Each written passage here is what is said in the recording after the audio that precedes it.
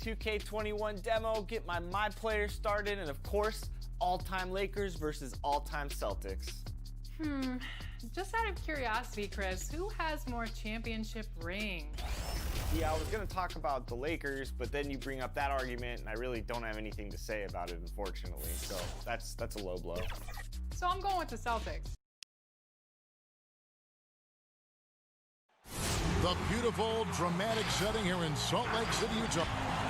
Let's quickly take a look at the standings out west this season, and nothing tips up. Well, the writing was on the wall. You're right, D.A., a big lift for their offense, and he defends, too. So here's Oklahoma City's starting group. Gallinari and Adams, the combo out front. Paul out there with Gilgeous-Alexander, and it's Dort in at the small forward. And for the Jazz, Conley and Mitchell, the talented backcourt pair. Inside, we have Ingles and Gobert. And it's O'Neal in at the small forward position. Now, here's Mitchell. Passes to Gobert. Well, Smitty, for players and teams that are out of the playoff hunt, how do they stay motivated here to go the rest of the season every night, every practice, every trip? And I think that's when the organization, your captains, your coaches, you got to talk about being a pro. Sometimes you lose focus. You're not in the playoffs, and maybe your team that was supposed to be or not slated to be in the playoffs. You still are a professional. You have to have a professional approach. And so it's the Thunder getting on the board first. Oh, the lob to Gobert. Trying to go for an alley-oop, but excellent defense and anticipation there to stop it. Oklahoma City moving the ball around, and the shot goes in. So much of his offense is perimeter-oriented. Good to see Gallinari attack inside. Ball against Conley. Now the pass to Ingles. Gilgeous-Alexander with the steal. And he drops in the layup off the glass. And his competitiveness showing through. That's an aggressive finish. He is just unwilling to settle. He gets right to the rim and makes sure they come away with points. Mitchell wide open. And a miss there on the triple. Thunder have gone 3 of 4 from the field to start out the game. Gilgeous-Alexander, good. Gilgeous-Alexander's got his second bucket tonight. And this has been a great job of just getting into the middle of that defense and really scoring effectively from the paint. Now here is Conley. He's coming off a 13-point game against Oklahoma City. Yeah, and I look at his total effect on the scoring, both as a passer and a shooter. Incredibly productive. And there's the foul. It'll go on Joe Ingles. That's his first foul.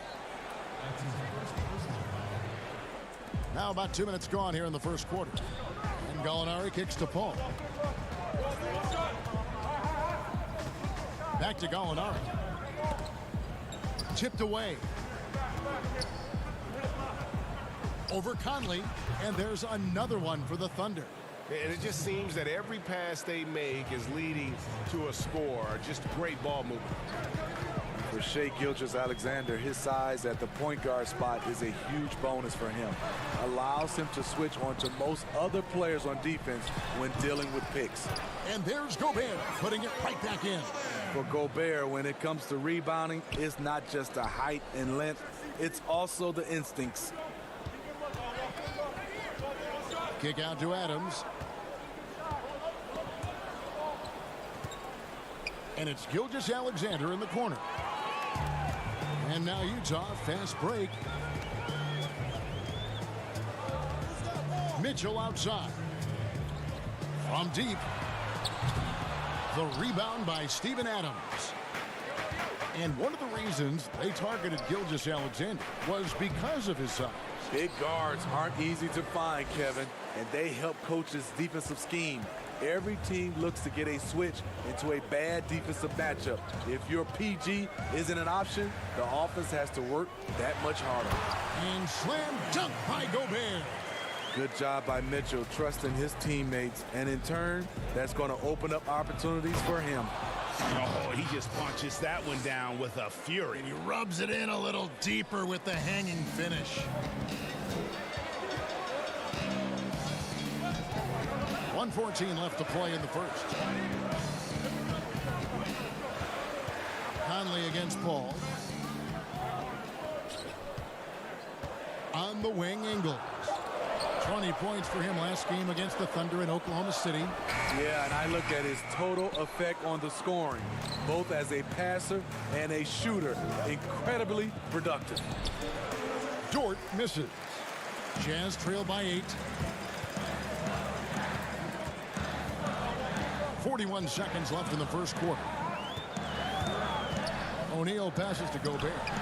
Hits that one. Nice pass, leading him to the bucket. Gobert's got 8. The Thunder have gone 7 of 9 from the field. A really nice start offensively for them. Here's Paul. And the call on the shot that sends him to the line. Simple move, but Chris Paul uses the pump fake better than most. The Thunder shooting their first shots of the night from the charity stripe. And team free throw numbers really about as good as you could ask for. Around 80% on the season. Here's what Utah's going with right now. Ed Davis is checked in for Joe Ingles. George Niang comes in for Royce O'Neal. Clarkson, he's checked in for Mitchell. Emmanuel Mudiay subbed in for Mike Conley. Hard work and soft hands, guys. That's what made that play possible. No simple offensive rebound there. Going for the tip in. And no one near Clarkson as he lets it go. Drills it from outside. You just love how reliable he is night in and night out. His offense is there. And it's good, but hold on. The officials may want to look at that one on the replay monitor. And it looks like they are going to review the play. The question, did he get the basket off in time?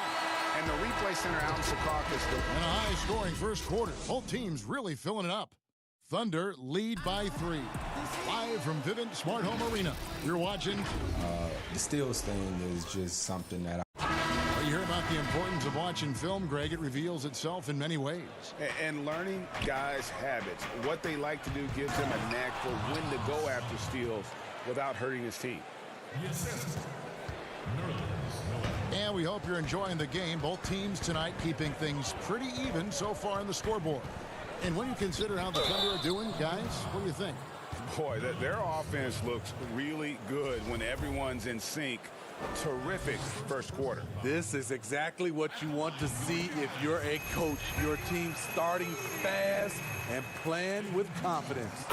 And now, brought to you by Gatorade, all fueled up and ready to go. Let's reset our lineups. Taking a look at the Thunder. Ferguson out there with Muscala. Then it's Noel. Then there's Dennis Schroeder, and it's Diallo in at the 2 spot. Here's Mudiay.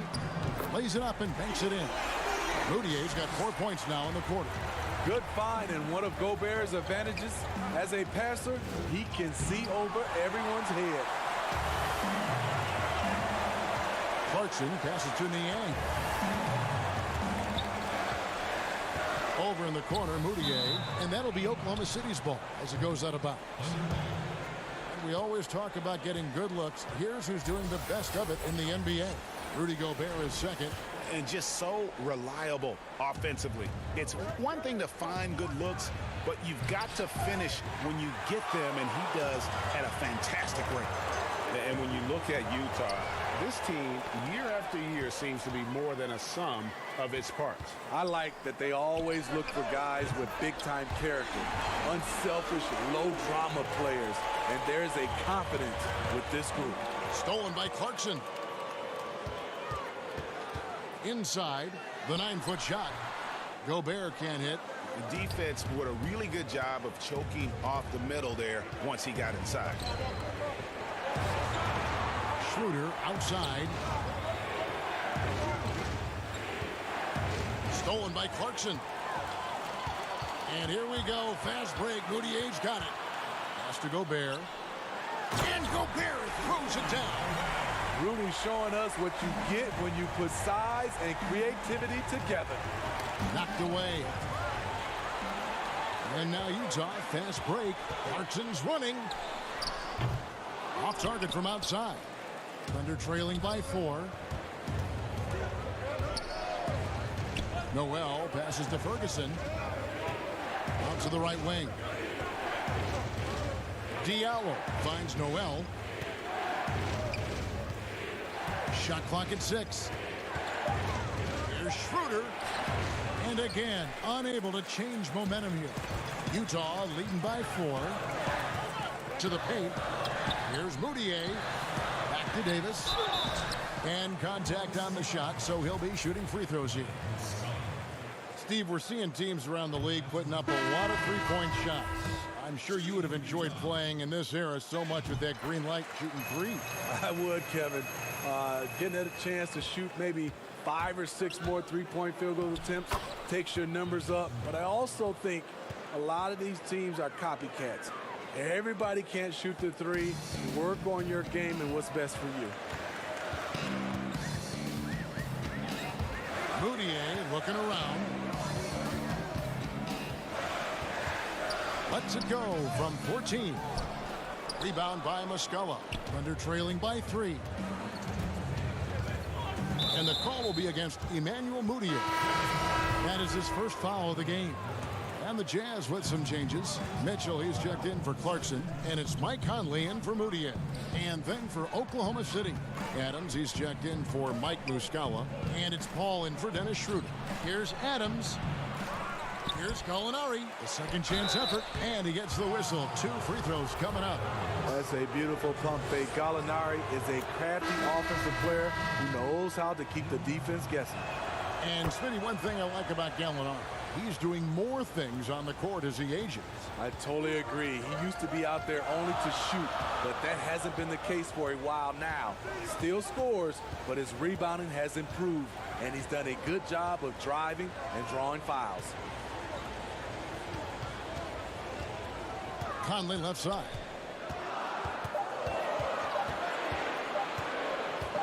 Over Paul.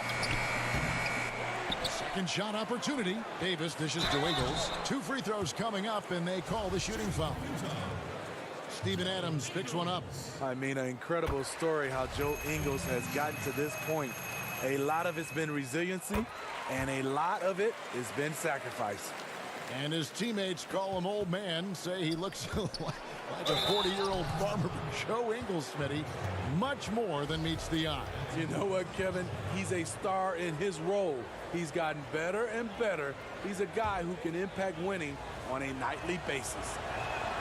And it's tied up with that one. And for the Thunder, a lot of the assistant coaches leaving this past summer. Greg, how much of a concern is that for head coach Billy Donovan? Possibly a sign that Donovan could be on the hot seat in OKC. I mean, 3 consecutive first-round exits. Donovan on the final year of his deal. The clock is definitely ticking. Really no idea why you're fouling in a situation like that. You know, maybe there's some bad blood between those two. One of the most vocal players in this league, CP3, is known as a tremendous leader.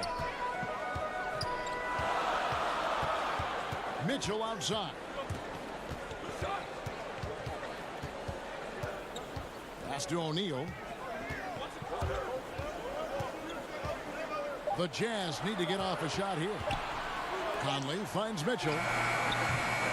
And it's off the back rim, no good. And the rebound battle split evenly thus far. Paul passes to Gilgeous-Alexander. Passes it to Adams. Out to Gallinari. Fires for 3. Traps in the tray. Gallinari's got 11 points. A consistent shooter, Gallinari can light the tree from deep. Mitchell outside. To the right side. Here's Davis.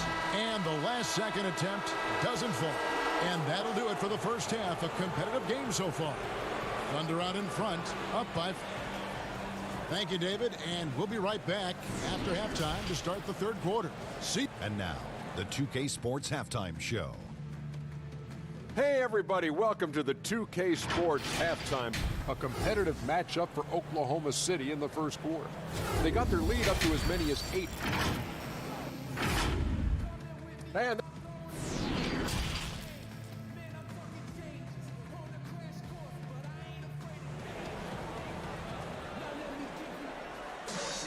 second half of basketball upon us. We may be in for an exciting finish based on how close of a game it's been so far. You look at Gallinari, what a contribution. Yeah, and just look at the numbers from the first half. He has been very efficient. And it's not like everything's been at the rim. there's been a number of jump shots along the way. Inside, we have Ingles and Gobert. Conley and Mitchell, the talented backcourt pair. And it's O'Neal in at the 3, the small forward. That's the group right now for Utah. Here's Conley. Another shot. Here's Gobert. You see what that little pump fake does? It gives the defender something to think about the next time he goes to challenge Gobert's shot. The Jazz have shot 5 of 6 at the foul line tonight. A defense unto himself. Rudy Gobert regarded by his team as the Utah Jazz version of Bill Russell. And the foul called on Donovan Mitchell. That is his first foul of the game. On defense, Utah. Adams, the pass to Gilgeous-Alexander. Here's Gallinari. And a great assist by Gilgeous-Alexander as that one goes in. 13 points in the game. And Smitty, the standing reach of Gobert, 9 foot 7 inches. He's around the rim before he leaves his feet. Yes, Kevin, the most efficient shots in basketball are dunks and layups, and he makes them hard to come by. Gilgeous-Alexander passes to George. Gobert with the block. You gotta keep your head on a swivel when you go up against Rudy Gobert. And it's Adams on the follow. And it's a 9-point Thunder lead. And of the last 6 baskets, 5 have come on the interior. This is just smash-mouth physical basketball, guys. Here's Mitchell. Who's back up? Gobert. And it's in. Basket number 6 for him thus far. He has only missed 2 shots from the floor. Gobert bouncing off defenders, took a ton of contact and still scored. Here's Adams, and Adams with the slam. Putting consistent pressure on this defense. Just the threat of him out there makes this offense work. Conley against Paul. That's it, and the Oklahoma City lead is cut down to 7 on the bucket from Mike Conley. What you like about Conley, he has a nice assortment of shots in that mid-range area. It's up a 3. And it's Mitchell missing. This is how it's been so far. He's missed every shot he's taken, and the team is suffering the consequences. The shot's good. There's a built-in respect for coaches who played in the NBA. The Jazz, Quinn Snyder, never made it that far. But as a point guard, he helped Duke make 3 Final Four appearances. To me, there's a fine line between being aggressive and just flat-out forcing it. His inability to make shots right now is sinking the ship. A nice shot by Gallinari. They're getting on a roll inside. Their last 3 field goals have come from the paint. Smitty Snyder, also an All-American in high school, 2-time Washington State Basketball Player of the Year in high school. Led Mercer Island to a state title and then experienced coaching in college, the G League, and abroad. He's a lifer, and he's been around the game far and wide. And for his offense, this has just been a brutal period. Adams trying to free himself up. Chalk up 2 there. Gallinari's got the lead up to 13 now for Oklahoma City. For Utah, they've gone 2 of 7 from the field in the third. That leaves room for improvement, sir. Got a piece of it. Mitchell dishes to Conley. Kicks it out to Mitchell. Just 5 to shoot. Good on the 3-point shot. Sometimes it's all about patience. His first 3 of the game, something to build on. There's the pass to Gallinari. A rebound by the Jazz. 1:14 left to play in the third. Mitchell passes to Gobert. And denied. He sends it right off the glass. Here's Gallinari. Good for the basket, number 9. He's only missed 2 shots from the floor all night. And they've had assists now on their last 3 baskets. And so it's Mitchell who brings up the ball for Utah. A 12-point game. Outside Conley. Pass to Ingles. Now, here is O'Neal. He's tightly guarded. Clock at 6. Here's Gobert. And 2 free throws coming up. Unable to get that one to go with all the contact. Well, if you ask Rudy Gobert, he's not focused on his individual matchup. His job is to anchor the entire defense. For him, it is a team game. Oh, and a fast break for Oklahoma City. A slam dunk by Diallo. And he can do a lot more damage to the rim than that when he wants to. Oh, you're right. And with the lead they're enjoying, I'm surprised he didn't put a little something extra on that one. The Jazz have shot 8 of 10 from the line. That's an even 80% free throw shooting here. And taking a look at the numbers on the season, they've converted about 77% of those foul shots. And it's Schroeder missing. Oh, you've got to be able to deliver when you get a bunny like that. That's just too easy of a shot to miss. Moving it around, 8 of their last 10 coming off assists. 1 second separating the shot clock and game clock. Pass to Moutier. Gobert against Adams. Tries again. Back to Moutier. Lets it go from deep. And with that, the Thunder lead is cut down now to just 10 on the basket from Niang. Here's Ferguson.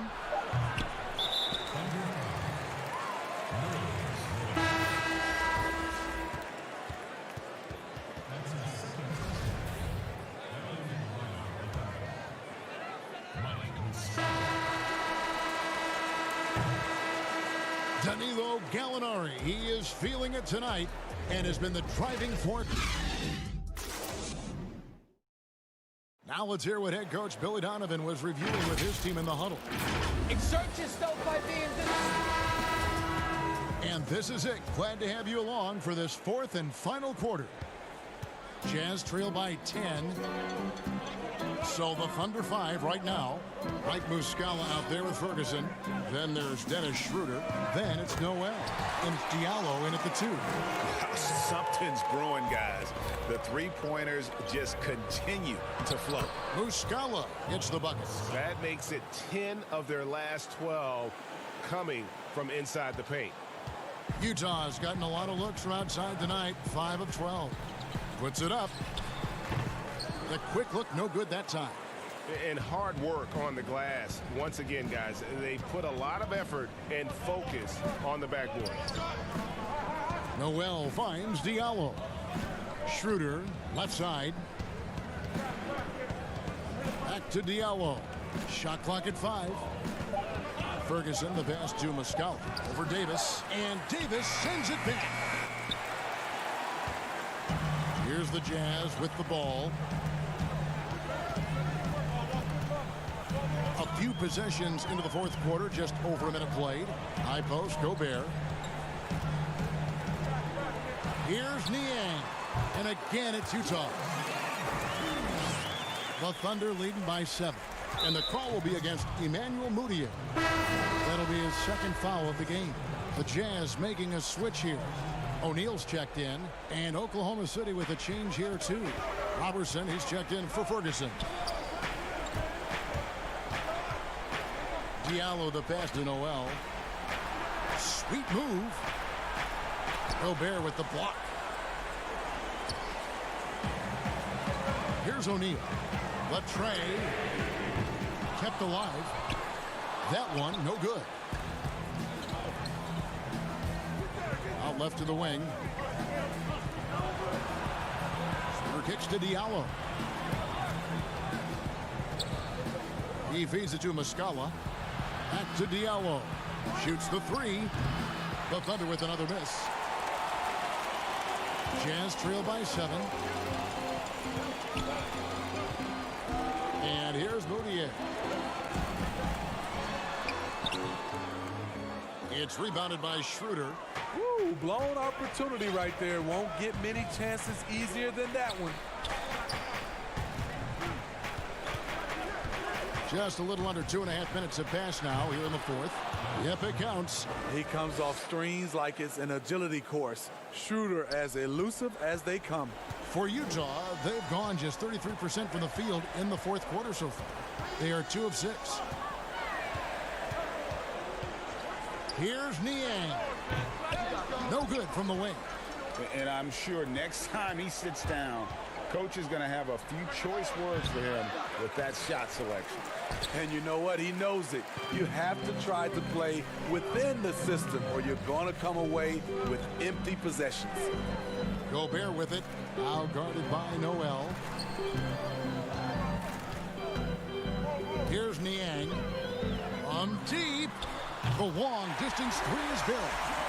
Niang's got 8 points here in this quarter. The Thunder leading by 6. To the middle. And slam dunk by Noel. And although an undersized center, more than making up for it with some serious hops. Schroeder against Moutier. He kicks it to O'Neal. Up again, controls the rebound and puts it back up and in. Niang's got 13 points here in the second half alone. Challenging the defense at the rim, something he does very well. And so the coach's challenge here comes into play. The coach protesting the personal foul call. And this is the time now where the officials can review in closer detail what constituted the original personal foul. Getting a different angle can sometimes make it a lot easier to determine.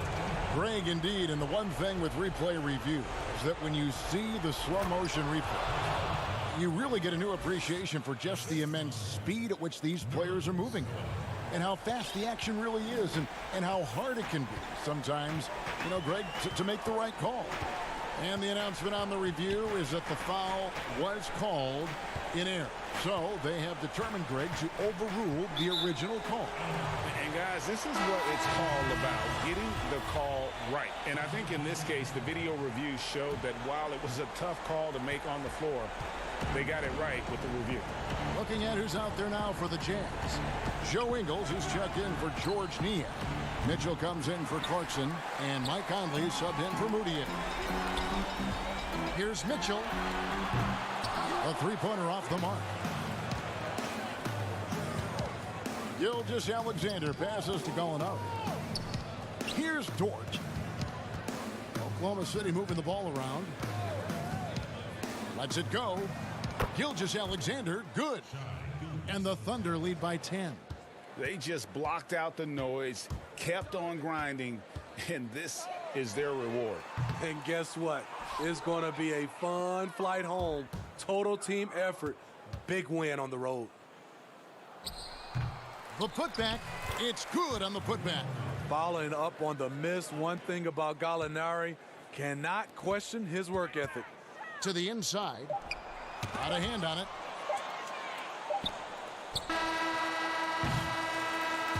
So no problem for Oklahoma City as they get the win. This was a very strong showing for him, Greg. Not necessarily a runaway win, but one they'll feel very good about. And let's face it, anytime you can go on the road and win.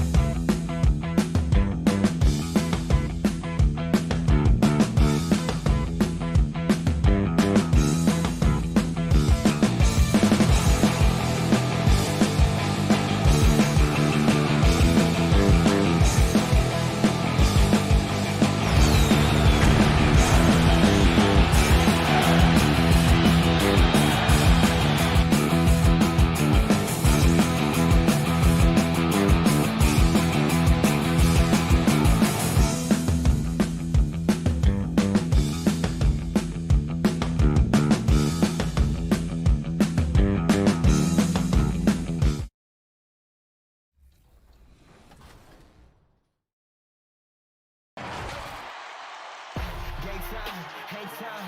Moving the plug in the power, ayy. Came with a charge in my alley, ooh. Charge it again like it's credit, Your team crowd need an edit, yeah. I see face and credit, hold up. Ooh, that's bad, need a minute, need a plan to revive. Let's get a shot pressing. They say what I said, they got like 20 moves and like 100 problems.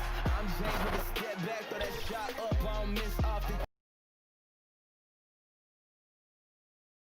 Clouds passing high over the 10th Avenue Bridge and the Mississippi River here in Minneapolis. A gorgeous scene. Hello, basketball fan.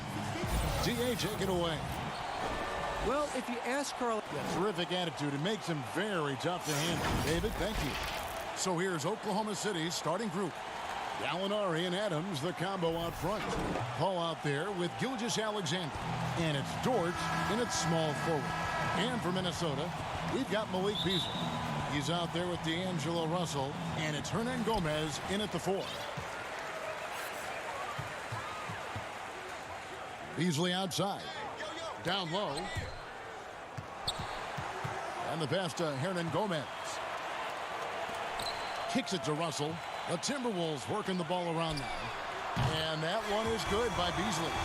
Brought toward the end of the season, some players hit a wall, others come alive. They can see the light at the end of the tunnel, but that energizes them. What can a guy do to keep improving till the season's end?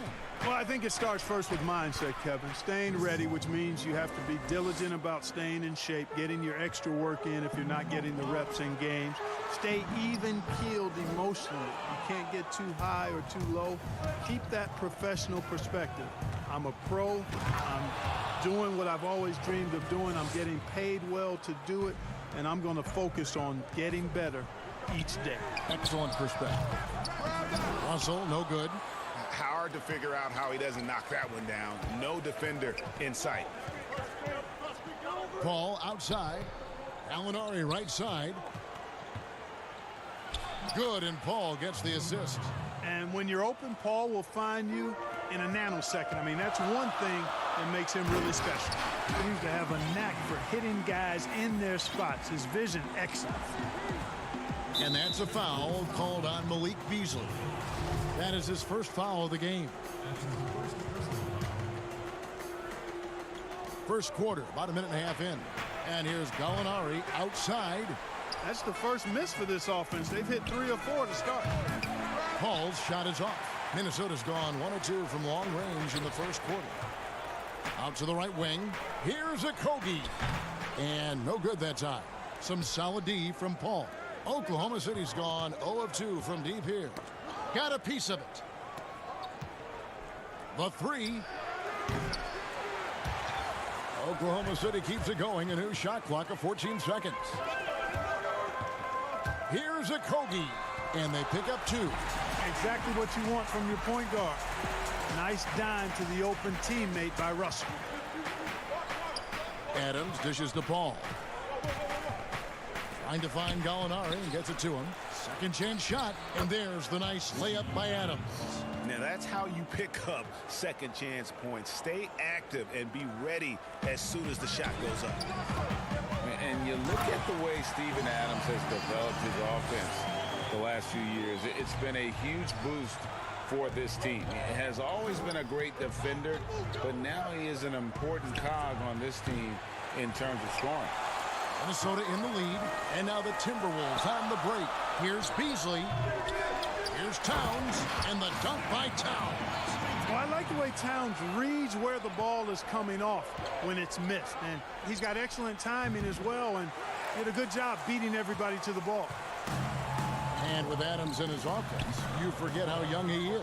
And big men, sometimes they just take a little longer to find their path in the NBA. And Adams has certainly found his. I remember him being in mostly to screen and rebound when he was a rookie, but look how far his game has come. Just doing the job on the backboard. They sure are. I mean, they've done a terrific job carving out space under the basket and then pursuing the ball. You know, it's one thing to box out, but you've got to pursue the ball if you're going to get rebounds. And they look strong here in the early going. And Gallinari kicks to Gilgeous-Alexander. Towns with the steal. Here's Hernan Gomez. Can't get it to fall, and he's missed the second after making his first. Here we go, one-on-one. The lead pass was put in just the right spot. Dortch got his second bucket of the night. Guys back and forth this first half. And this could continue to go back and forth the entire way. I guess even he has to miss one of those once in a while. Paul passes to Dortch. They get a hand on it. Gallinari kicks to Gilgeous-Alexander. Takes a three. Minnesota with the rebound. Not really his best quarter as far as scoring. Let's see if he can eventually get back on track. We've got a 9-second difference between the shot clock and the game clock. Adams, the pass to Dortch. And Adams with the slam. Well, if you don't take care of the ball, fellas, that's what can happen. Absolutely, Greg. That makes the turnover even more painful. What, you mean the throwdown at the end? I'll tell you what, fellas, I mean, the highlight shows are going to pain them even more. So I tell you what, he earned his money on that foul. Yeah, if you're going to foul, then make sure that you don't give a chance for the and one. And a new group in here for the Thunder. And Towns drops them both. Well, he's certainly been on target with the free throws. Such an advantage when your bigs can knock him down from the line. And Adams sends it back, and he gets it back. A three ball, and it's Noel with the rebound. Here's Diallo, and it's wow, he nails the buzzer beater. One eye on the rim, one eye on the clock. And that concludes a back-and-forth, high-scoring first quarter of play. Thunder lead by 3. And we'll get it going after this from the target. It's been a sort of long relationship. And you see that a lot nowadays. Star players developing friendships and GAs spending time with each other off the floor. Yeah, some people hate it because they want that bad blood you used to see, but no reason you have to hate someone to really compete against them. And if you're just tuning in, it's been a pretty even game through the first quarter. And for the Thunder guys, what stands out to you so far? What we saw in that first quarter, they won their matchups defensively. Yeah, I agree. I mean, you look at the energy, the effort defensively, they put it all out there in that opening quarter. In a moment now to reset the lineups, courtesy of Gatorade, all fueled up for the second quarter of basketball. So the Thunder 5 right now. Noel is out there with Ferguson. Then there's Dennis Schroeder. And then there's Steven Adams. And it's Diallo in at the 2-guard. Clark, if you were a coach on a team, what would you want to see from a guy by the end of his rookie season in the NBA? You know, Kevin, I won't be specific because I think it's more general in my estimation. Owning his development, whatever that means, embracing how he's going to get better. If it's a particular area of the game, yes. But understanding the professionalism of work ethic and developing good habits. And really owning that. That's what I would like to see. And Noel throws it down. Boy, I tell you, his dunking skills are special. Noel really pounds it through the hoop when he gets a chance to. Pass to Culver. Nice ball movement by Minnesota. Layman misses the 3. Thunder shooting inefficient, 53% from the field. Out of bounds, Minnesota takes possession. And who doesn't love stats? Here are some numbers for Adams. 7th in field goal percentage. And don't forget, top 20 in the league in rebounds per game. He's got a great nose for the ball. And back to his phenomenal efficiency from 3, top 10 in the league. His consistent shooting creates so many openings in the defense. Looking at who's out there now for the Thunder. Mike Muscala comes in for Adams. And it's Robertson in for Diallo. Here's Schroeder. He had a 27-point outing in their last game against Utah. It's blocked. And great positioning there from Culver. That's what allowed him to get the block. Puts it up from 15. Thunder with the rebound. Last time they met was in Minnesota, where they beat the Timberwolves. Well, last time out, they got the win in large part because of the play of their bench, and they provided a lot of the scoring punch. Yeah, and you know what? I expect them to go deep into the bench again tonight, to give those guys on the bench a chance to have an expanded role, but also to give those starters some rest. Noel dishes to Schroeder. Beyond the arc. And this coaching staff appreciates the effort from Culver. The defense is about anticipation and hustle. And one thing the Wolves have done well over the past few seasons, taking care of the ball. Yeah, you know, they squeeze it well. Low turnovers can be a double-edged sword, though. If you don't make many mistakes, maybe you're not being aggressive enough. That pass into the paint, that is a work of art there, dead on target. Here's Lehman. 9 points last game. To the paint. Noel passes it to Johnson. And it's good. 2 points. Johnson's got the lead up to 4 now for Minnesota. Yeah, 3 consecutive field goals have come right at the rim. The D had better start buckling down. Here's Schroeder. The rebound by Johnson. Very dangerous to leave a guy like that open. Lucky break there for the D. Noel. True on the 14-footer. 8 points for him. Really starting to find himself now, guys, after getting shut out in the first quarter. Ferguson, the pass to Muscala. And he banks in the layup. I mean, the number of points they've scored in the paint already here is eye-opening. Johnson goes in, and then Johnson with the dunk. Yeah, I mean, maybe could have tried for a more memorable dunk than that one. And we know he's capable of those memorable ones. Hey, they've got a nice, comfortable lead here, fellas. Might as well keep it simple. Do it a plain, simple one-hander, just like pound cake. I would agree. You got to have a good basketball IQ to be effective. I love the decision to kick it out. Pass to Lehman. There's 53 seconds left in the first half. And it's good for 2.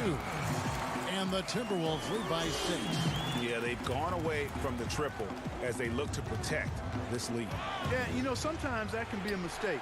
But they weren't shooting it especially well early on, so I think it makes sense to shy away from the triple.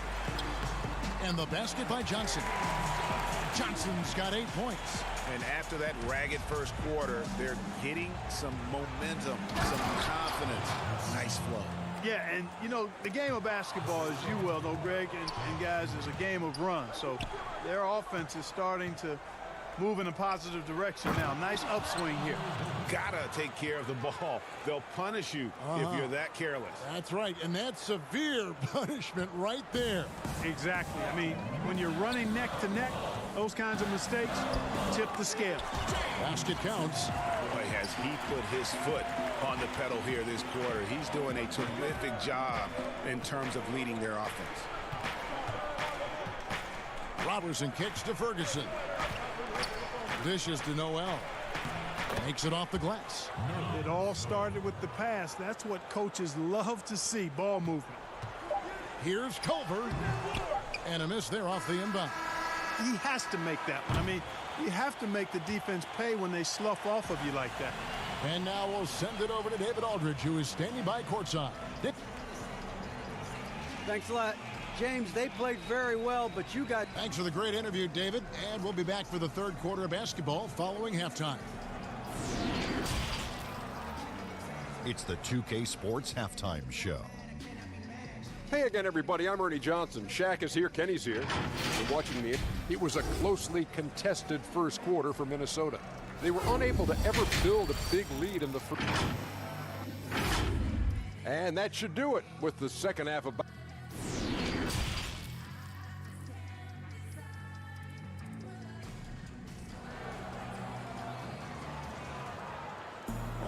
And if you're just joining us, we've played through the first half in a game that's been fairly even so far. We're seeing a tremendous game from James Johnson.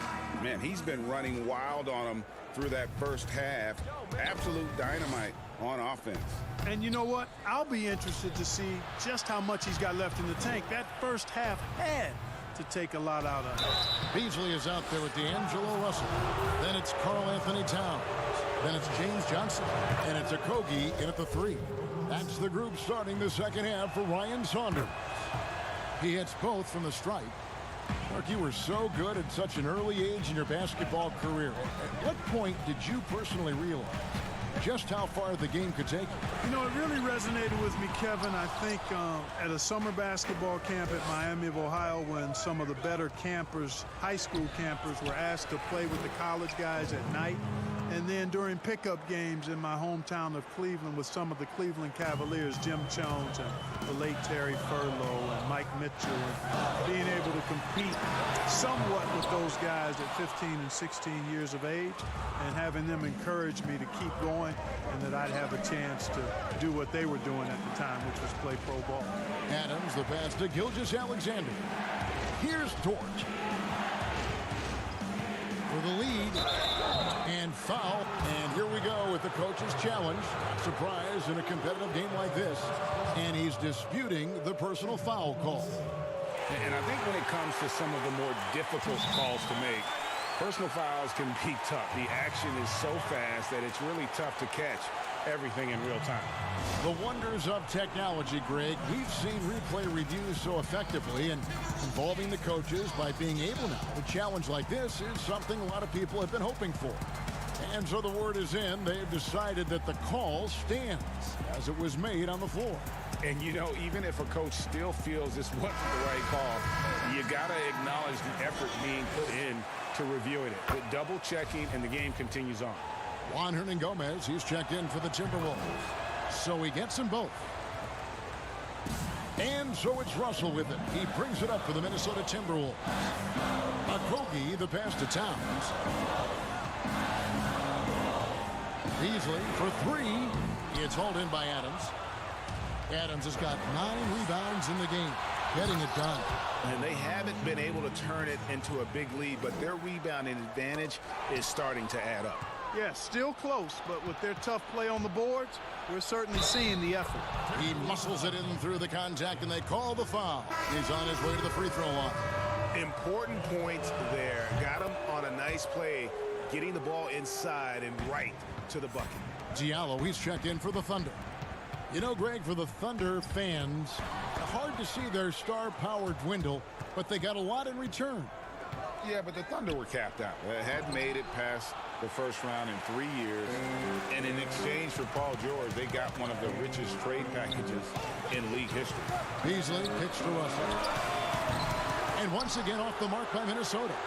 No matter what looks they get, they just can't convert to stop this run. And, you know, they've got to be careful, because this is when the team concept breaks down and guys start playing hero ball. To the inside. They could use a bucket. And that one goes long. It was an ugly start to the second half. They're still scoreless in their first 5 attempts. Took him no time at all on that one. Gallinari's got the lead up to 10 now for the Thunder. And with the lead, I like the strategy here. Continue to get the ball to guys who can do something with it. If it's working, keep working it. That's what I say. Keep the pressure on. Russell finds Towns.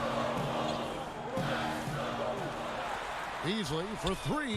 Good, and the assist goes to Towns. Beasley's got his second basket of the night. And dialing up the 3 ball, he finally puts it in to the 14-0 run by Oklahoma City. And Gallinari throws it down. You know, that CP3 has always got his head up. I mean, he's always eager to find the open guy. Hernangomez passes to Russell. To the left side wing. The 3 hits it from three-point range. Russell's got himself going there. His first points of the game on the deep ball. Really well done there. Just confident and composed, never in a hurry. Now, here's Gilgeous-Alexander. Covered by Beasley. Here's Adams. Here's Gallinari. And foul on the shot. He'll shoot 2 at the free throw line. Yeah, good job to take it right at them. Yeah, really left him no choice there, Greg. He had the foul and keep him from converting the easy bucket. So it's both teams making substitutions here. And you think about the 2 best talents in Wolves history, KG, obviously, and probably Big Cat. I would not disagree. I mean, KG is a Hall of Famer. The Cat, Karl Anthony Towns, has been terrific early in his career. The rebounding and scoring, the versatility at that size between those 2 guys. Well, it could have possibly been like the Admiral and Tim Duncan. Well, maybe not quite that good, but really good. And Oklahoma City making a change here. Robertson, he's checked in.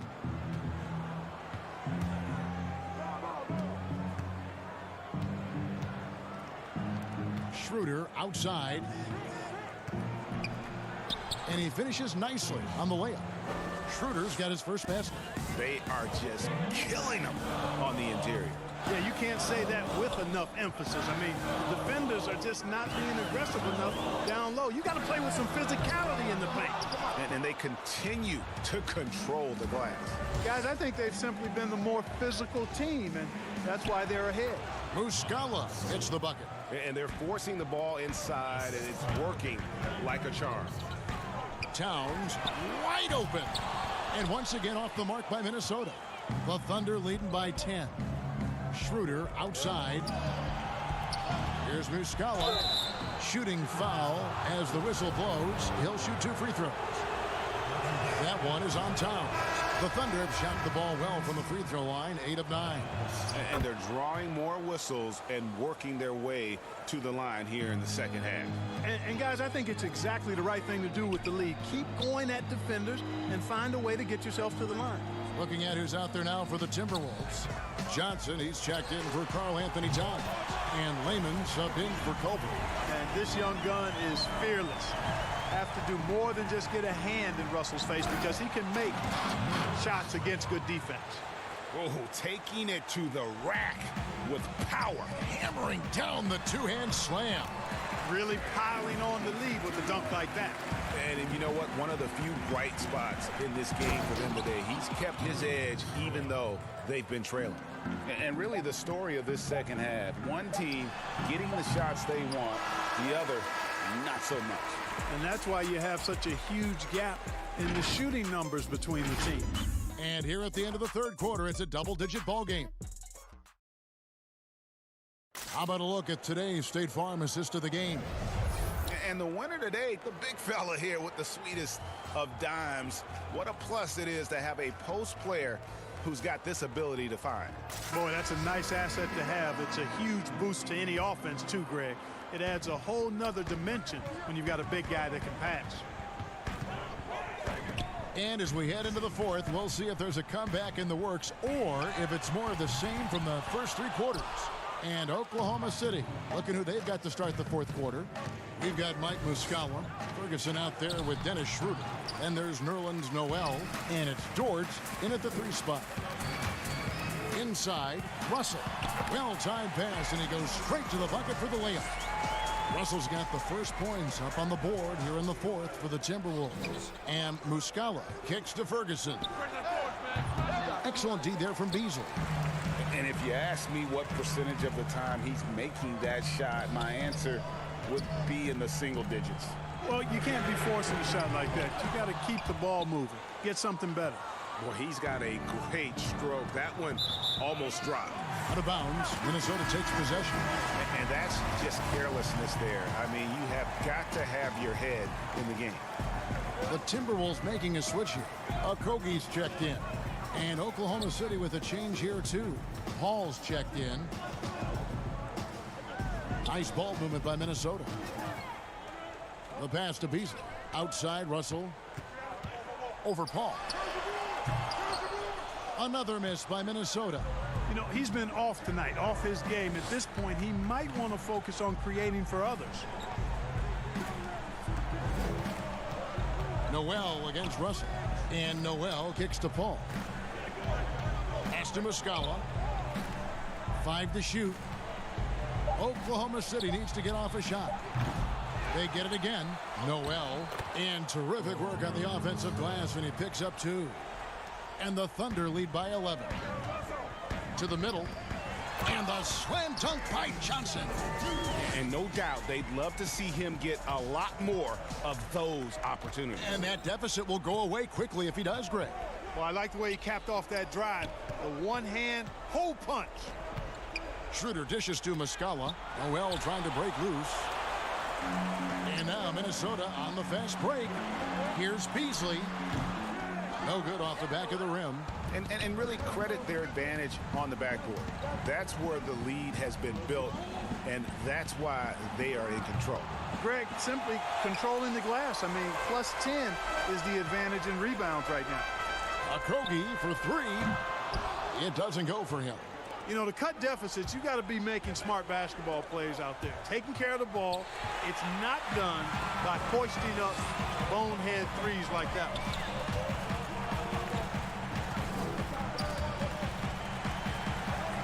Shoots a three. There's the call on James Johnson. That's his third foul of the game. Karl Anthony Towns checked in for Minnesota. Hernan Gomez comes in for James Johnson. Then for the Thunder, Steven Adams, he's checked in for Noel. Gallinari comes in for Muscala. And Shai Gilgeous-Alexander subbed in for Dennis Schroeder. Okogie, the pass to Beasley. Outside, Towns gets the three-pointer to fall. It's been this way since halftime. Tremendous production from beyond the arc. Boy, it's been a three-point barrage. They came out gunning and have not stopped. And guys, he's not an easy man to stop when he's got the rim in his sights. Never has been, never will be. He is a determined finisher. And guys, I like the fact that he chose the one-hand tomahawk slam because you get a little higher when you go off one hand and 1 foot. Adams finds Gallinari. No one covering. Gallinari's got 11 in the second half. That's an easy. We call those bunnies. That's what they need. Gilgeous-Alexander with the steal. Dort passes to Paul. That's good from Gallinari on the assist by Paul. And now a 10-point Thunder lead. And what's your take, guys, in the hustle stats for Oklahoma City? Defensively, they played with a lot of energy, and the steals we've seen are a result of that aggressiveness. Another part of their game that's made a difference tonight is all the second chance points they've been able to get. And it's Paul with the ball for the Oklahoma City Thunder. And at this point, just sort of running through the paces, as it appears it'll be a nice win here for the Thunder.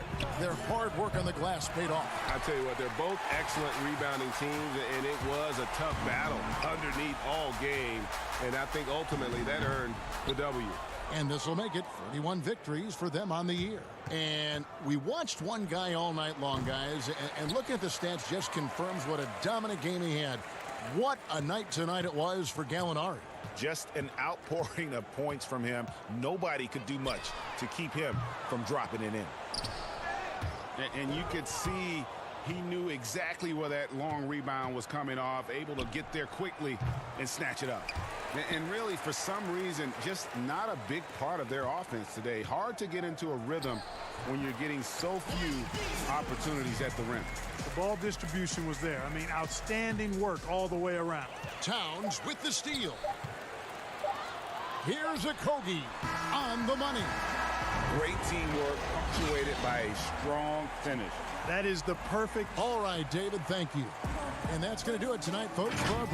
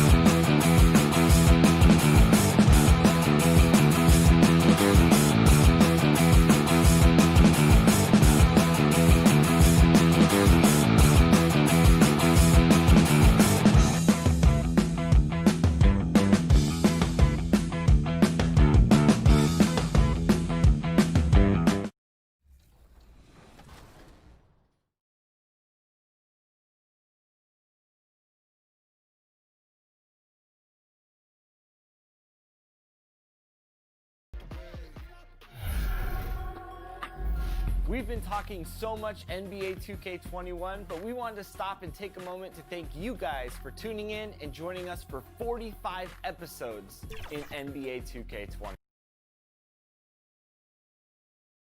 And just about to get underway as the starting fives have been announced. The 2K Sports pregame show. Tonight we'll see the Oklahoma City Thunder playing against the Magic in Orlando.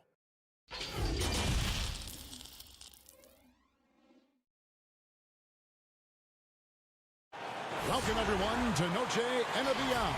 A Latin theme is the backdrop to tonight's festivities. Hey Dave. Well, the G League continues to be a great asset for the NBA. Great stuff, David. Thank you. As we get a break in the action now, let's take a look at the East and how the teams are stacking up. Look at Orlando. They're good enough for 8th place in the conference right now, looking to hold on to that. Man, and looking at the Magic, they've shown me some very good things this season. But that next step, those qualities that could make them true contenders, just haven't been there. Now, you just don't want to sit in the middle for too long. You either want to be competing against the top teams or starting to strategize where you can position yourself for a high lottery pick and maybe turn around your franchise's fortunes. So here's Oklahoma City's starting group. Gallinari and Adams, the combo out front. Gilgeous-Alexander out there with Chris Paul. And it's Dort in at the 3, the small forward. And for Orlando, at the 4 and the 5, we have Gordon and Vucevic. Augustine and Fournier are the backcourt tandem. And it's Ennis in at the 3. Augustine passes to Vucevic. It's deflected, and they'll keep possession. Here's Dort. His last outing, he had 8 points. And Adams with the slam. Well, Steven Adams always working the offensive glass, strong and aggressive in there, and gets that second chance hoop. Pass to Vucevic. That one doesn't drop. Now Oklahoma City takes it the other way. Man, he's had 3 good looks at the basket and nothing to show for it. And Dort gets it to go. Brent, at this point, perennial contenders sometimes coast through the final games of the regular season. Any danger that they can't hit that right button or flip the switch and get back into gear? When you hear analysts say that the playoffs are all about matchups, they are exactly right. You and I talked about this, Kevin, several years ago about the time going into the playoffs. Teams don't have to be hot. You don't have to be 10-2 in the last 12 games for your playoffs, because all of a sudden, if you're matched up against a team that's owned you all year long, your chances of winning that series are very, very slim. So it becomes just let's get in and let's find out who we're playing, and then we'll get to work. And I like the fact that the defense is looking to protect the rim at all costs. And every season, the Thunder continue to be one of the more dominating teams on the glass. Just wonder how much Steven Adams has been the catalyst for that kind of mentality. We know that offensively he's always in there to grab rebounds, but it's part of what they know is important in any possession is collecting the ball. And it's Gordon missing. They are 0 for the game thus far. 0 of 4 here, still looking for their first make. And Paul with the basket on the assist by Adams. Paul's got 5. They've wasted no time settling into their offense.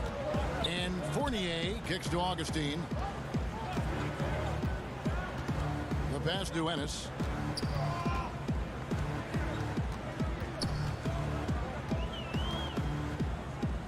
Vucevic trying to get open. The rebound by Steven Adams.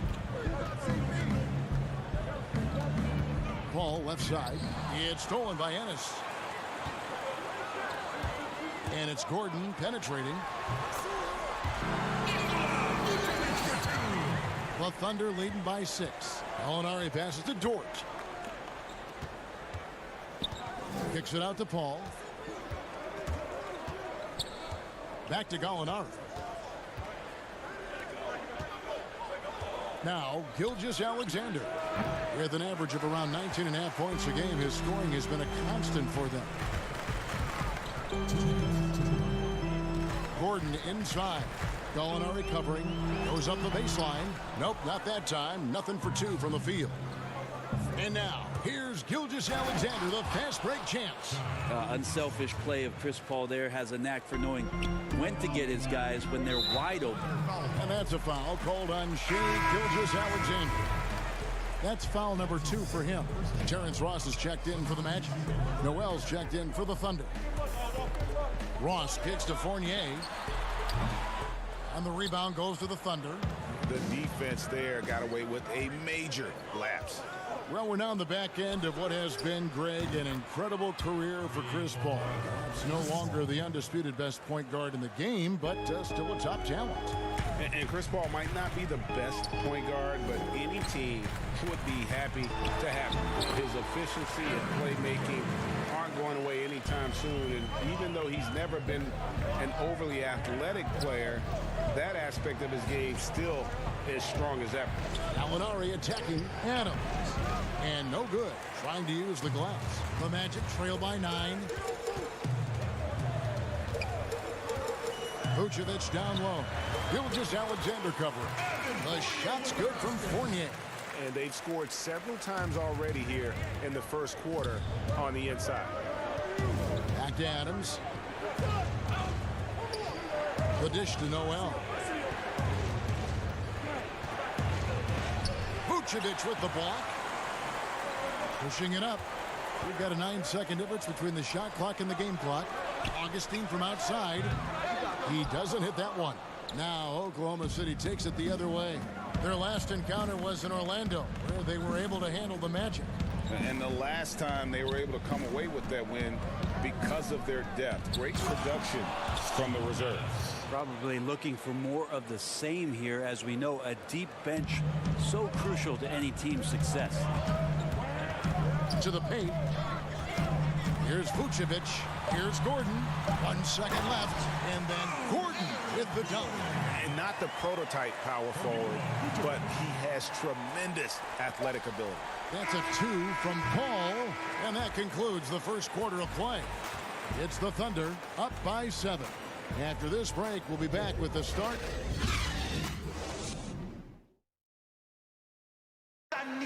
Chris Paul talks about the matchups he faces at the point guard. Tougher position in the NBA night in and night out. And CP3, one of the most competitive players in the game. It's an obsession with him, and you can see how hard he gets after it every time he takes the court. Welcome back, everyone. It's Noche Latina in the NBA as we resume action. And when you consider how the Thunder are doing, guys, what do you think? I mean, the rebounding was the difference in that first period. You've got to block these guys out. Yeah, rebounding can also be just about will, and they showed some of that in going in there and collecting some boards. And now let's check out the lineups courtesy of Gatorade, all fueled up and ready to go. Here's the second quarter of play. So for Oklahoma City right now, Steven Adams is out there with Mike Muscala. Then there's Dennis Schroeder, and it's Diallo in at the 2 spot. And Muscala kicks to Diallo. 5 on the clock. A slam dunk by Diallo. And credit the screen for giving him the space he needed to get to the rim. For sure, GA allows him to come in with the sledgehammer. Yeah, why settle for the layup when you can attack the rim and rise up like that? And hard work on the glass. Once again, guys, they put a lot of effort and focus on the backboard. Ferguson, the pass to Adams. That one good for 2. Adams has got the lead up to 11 now for the Thunder.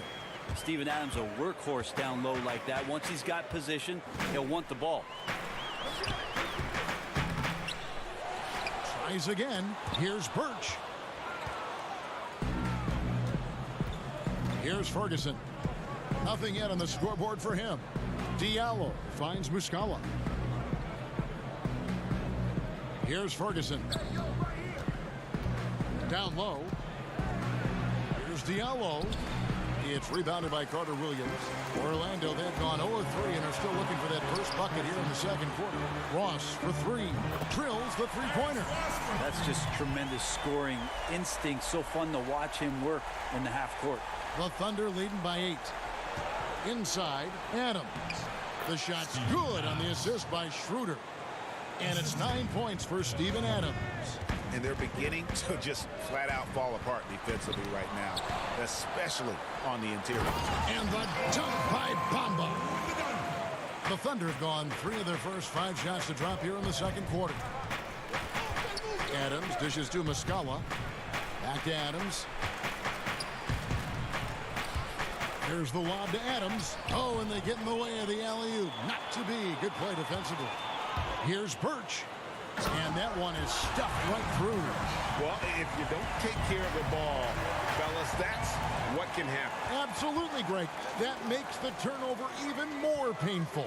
And the gamble paying off. Carter Williams, the pass to Birch. Lets it fly. You got it. Come on. No good on the shot. A bit long that time. And they're controlling the boards, Kevin. That's +5 in that category. And that one, good. Diallo's got 4 this quarter. Well, we hear this all the time. Good defense beats good offense. Do you think that's true? I don't know how defense scores. So in today's game, seeing the juggernauts and seeing what we've seen, Kevin, quite frankly, as some of the best offensive teams, not only in the last 5 years, but in the history of the league, around the Houston Rockets and what the Golden State Warriors have been able to do. It's about equipping your team defensively to be able to stop that stylistically. But certainly, every coach will say it comes down to defense because that is something you can control. Catching up on the changes for Orlando. Vucevic checked in for Mohamed Bamba. Gordon comes in for Cam Birch. Ennis, he's checked in for Ross. And Fournier subbed in for Michael Carter-Williams. The Thunder leading by 5. It's stolen by Fultz. Here's Vucevic.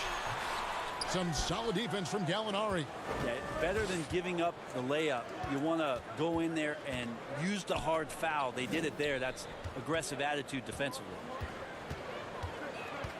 Dort passes to Noel. Lays it up and in off the pretty assist. Great to have Noel active like that, proving how dangerous he can be on the inside.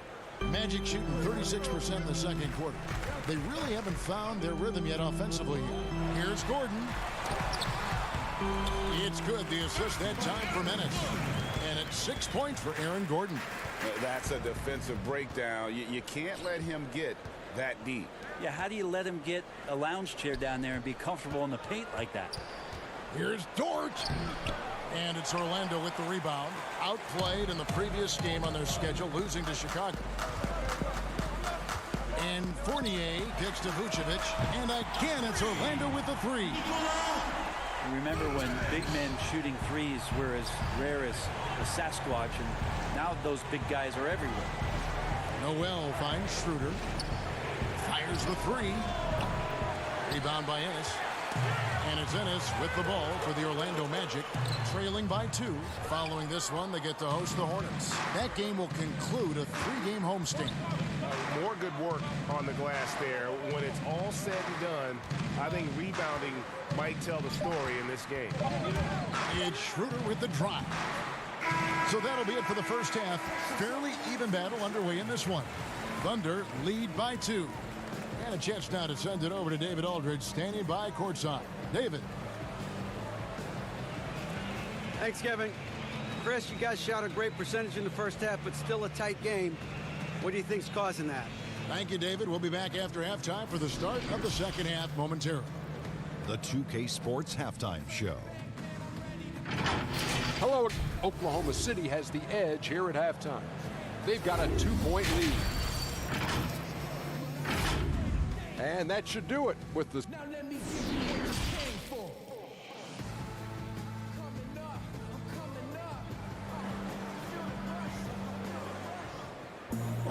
And in that first half, we saw a pretty tight battle. We'll soon find out what sort of adjustments were discussed during the half. We're seeing a tremendous game from Steven Adams. Really impressed with the shot selection through the first half, just taking what he can get from the defense. Yeah, I'm thinking back to the first half and wondering, did he take a low percentage shot? Everything efficient. Augustine and Fournier are the backcourt tandem. At the 4 and the 5, we have Gordon and Vucevic. And it's Ennis in at the small forward. That's who's out there for Orlando. Gordon with no one around. Wide open, couldn't capitalize. Oklahoma City leading by 5. Well, that's a guy out there in Steven Adams that you just have to pay attention to. Every night he's going to bang around the opposing big guys and be a threat around the rim to score and pick up offensive rebounds. Gilgeous-Alexander can't get it to go. And the basket by Gordon. Gordon's got 8. And no matter what they've tried, the D just has not been able to deny them the ball inside. Outside Fournier. It's tipped, and they're able to recover. And it's Gordon with the finish. Oklahoma City's gone 3 of 4 from long range in the game. A nice shot by Gallinari. And with Adams on the offensive glass, he is impossible to move. Well, that's a big reason why a couple years ago, Kevin, he grabbed more offensive rebounds than defensive rebounds. So you know he's going to live in the paint. Fournier pass to Vucevic. Again, the Magic score. Just over a minute and a half have passed here in the third quarter. Feeds it to Adams. Here's Dort. He averages a bit over 6 points a game. And Adams kicks to Gilgeous-Alexander. Just 4 to shoot. Paul for 3. A shot, no good. And Orlando the other way now. To the inside. Here's Gordon. And it's Gordon finishing it off. Oh, an aggressive move and fantastic finish. Trying to send a message with that slam, I think. Now let's go to the sideline and catch up with our Hall of Famer, David Alden. Well, Kevin, tampering is a touchy subject, but it's a word we're hearing more often.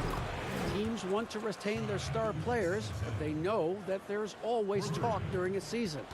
Now, teams can only express interest in a player when he hits free agency. Players can talk amongst each other freely all season. Star players like LeBron James are tied into their front offices. And some people wonder if there's much of a difference between what the player says and what his team is thinking. Kevin? Point, David. Thank you. And of the last 6 baskets, 5 have come on the interior. This is just smash mouth physical basketball, guys. To the paint. Now here is Augustine. Gilgeous-Alexander covering. Oklahoma City's gone 2 of 3 when they ventured outside the arc in the third quarter. Lays it up off the glass. And the Thunder lead by 2. Not getting old here.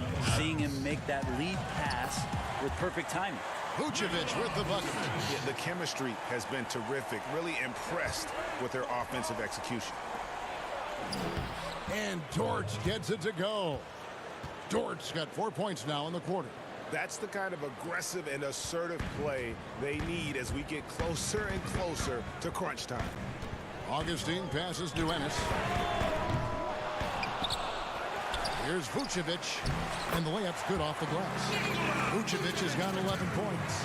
Well, he takes care of salvaging that possession for the offense by getting on the offensive glass. Adams. Whistle blows. Bucket is good, and he'll have a chance at the line to make it a 3-point play. One shot. But you don't want to give Adams the N1 opportunity. Better to wrap him up and force him to try to earn all the points from the free throw line. So a new group on the floor for Orlando. And Ross with the slam. And how about the incredible timing on that alley-oop? He absolutely hammered it down. 51 seconds left in the third. Good on the shot. Trying to get more confident shooting from the interior. Shooter wants to keep adding some elements to the offensive end of his game. Fultz the pass to Birch. Bamba with it. Back to Birch. And stolen by Noel. Here's Ferguson. Laid in with a nice touch off the glass. This team really feeds off of one another in terms of their energy. At least in the second half they have been. The first half wasn't played anywhere near this intense. Carter Williams against Schroeder. Carter Williams kicks to Bamba. Back to Carter Williams. Ross on the wing. Outside for Carter Williams. Bamba trying to break free. Carter Williams can't get it to go.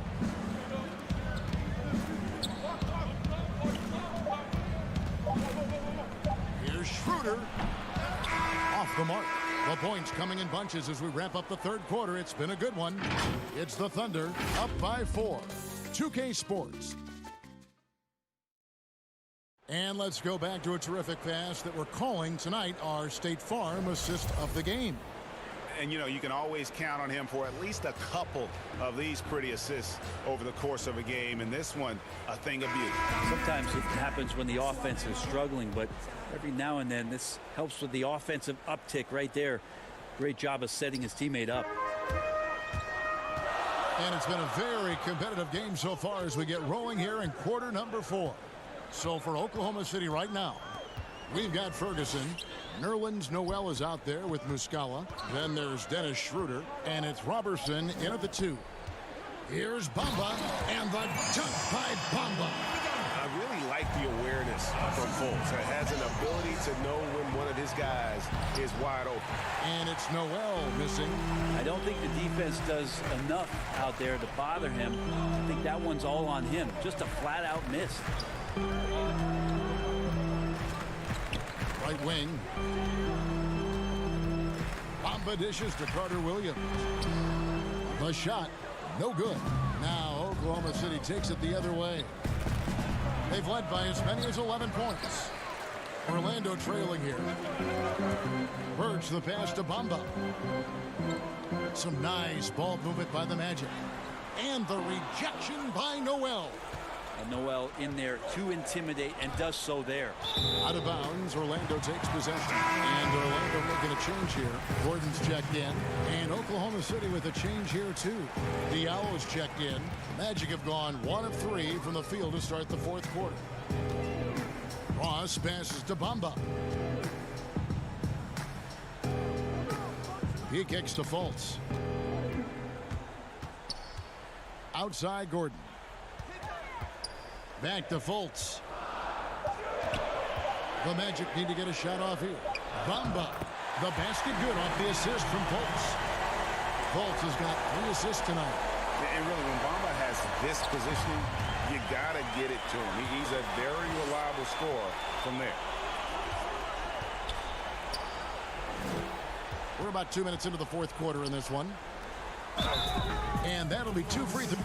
And yep, we thought we might see it. And the coach's challenge has been triggered on the personal foul call. And I think when it comes to some of the more difficult calls to make, personal fouls can be tough. The action is so fast that it's really tough to catch everything in real time. The wonders of technology, Greg. We've seen replay reviews so effectively, and involving the coaches by being able now to challenge like this is something a lot of people have been hoping for. And the announcement on the review is that the foul was called in error. So they have determined, Greg, to overrule the original call. And guys, this is what it's all about, getting the call right. And I think in this case, the video review showed that while it was a tough call to make on the floor, they got it right with the review. Ooh, he missed an easy chance to put some points on the board. He won't get a much better look at that kind of shot again here probably tonight. Kicks it out to Gordon. Buries the long-range jumper. And it's a 5-point Magic lead. The defenders need to recognize the importance of staying on him as we get into crunch time. He hangs in there and cashes in on the second chance points. Muscala's got his first 2 points. Well, a missed box out and an easy tip in, but it's because of the activity as the ball is going up, Kevin, finding yourself in the right spot, just using some effort. Remaining in the quarter. Here's Fultz. And he uses the glass on the layup. Fultz has got the lead up to 5 now for the Magic.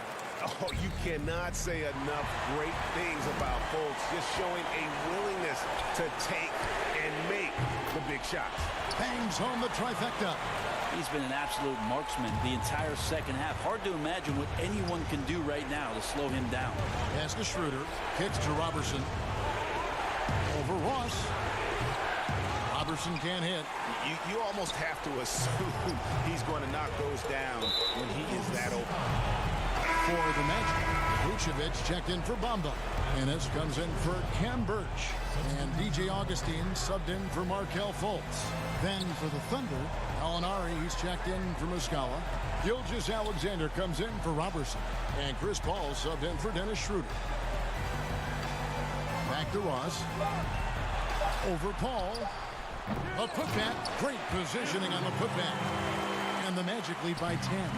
And those are exactly the kinds of plays that can spark a team. Just solid work down in the paint. And now as the clock ticks down, this is going to end up as a solid victory here for the Magic. Didn't look like a game that was going to work out for them, but man, how things changed in a hurry. Man, I'd say it was gutsy, Kevin, in terms of what they were able to do in that comeback. An incredible amount of fortitude when facing all of that adversity. And not just to come back, but how about to come back and win going away? And so taking a look at their season record, this will be win number 31 on the year. Well, at least they're going to salvage a game from the season series after losing the first two. And you know, when you look at the huge impact he had, just a monster game for Aaron Gordon. It looked like a couple times they might be wearing him down, but not the case. At the offensive end, he was just devastating. Gallinari inside the three-point line. Nice jump shot. Good. And it's Gordon with the ball. He brings it up for the Magic. Here in the fourth, they've allowed just 4 points. Ross dishes to Gordon. Pass to Augustine. Now Ennis, defended by Paul. Fires the three. Off on that one. And so it's Orlando taking this one by a big margin. Thank you, David. Great interview once again. And that about wraps it up for Brett Berry, Greg Anthony, and David Aldridge.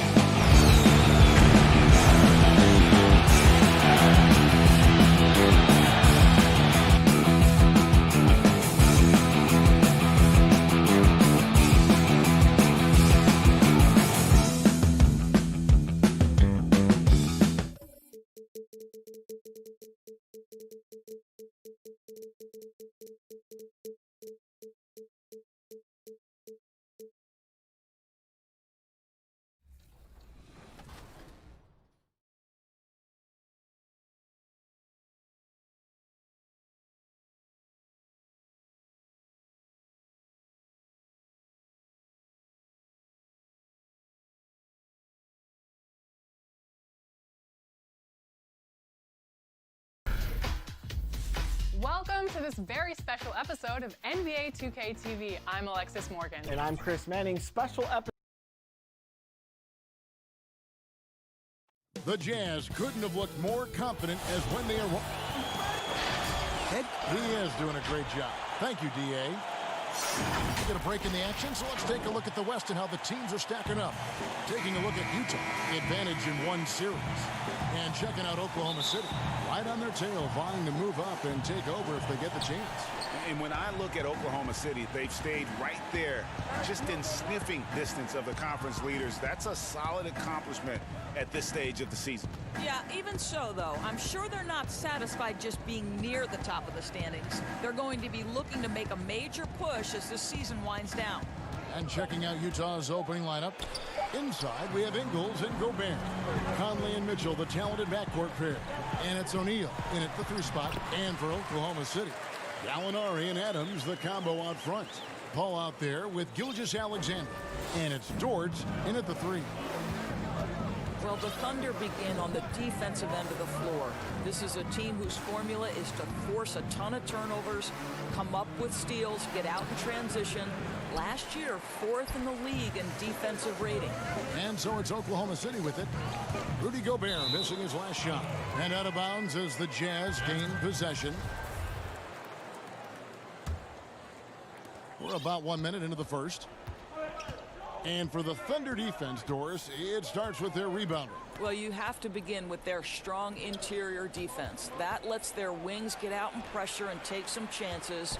Defense has turned into a pillar for this team. And Adams sends it back.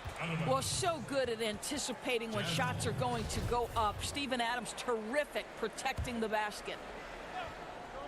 Just 5 on the clock. Kicks it out to Mitchell. Hits the 3-point bomb. And good to get him going early. That shot should give him some confidence. It's all about mindset out of the gate. If you're aggressive and they give you room, go ahead, let it fly. Now here is Conley. Steven Adams unable to get his last shot to go. Just one made field goal in 5 tries. Not a good start. Here's George. Guarded by O'Neal. He had stolen by Ingles. Shoots from 14, and that's off the glass and in. Mitchell's got 5. Wow, how about the start to this game? Taking excellent shots, capitalizing on everything the defense is giving him. This is great stuff.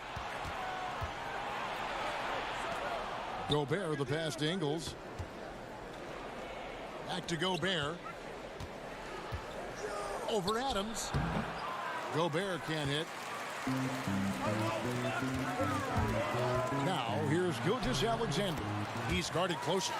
Well, might be the end of the regular season, Doris, but tonight's game has postseason implications. What's better for an NBA team late in the year than to have a great test with a highly competitive group you're looking opposite?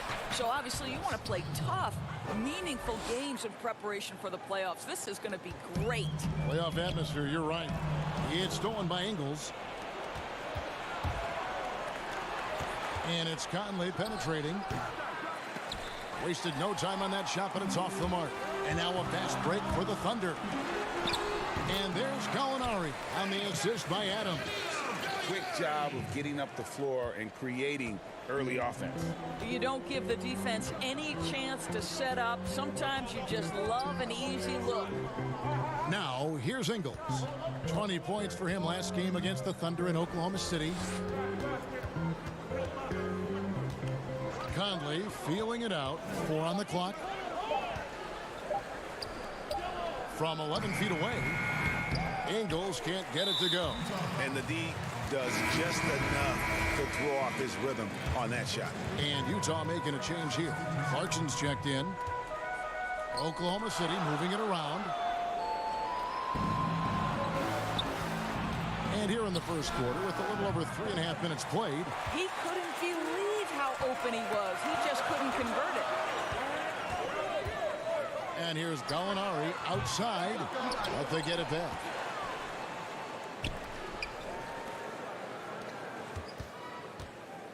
Takes the three. Rebounded by the Jazz.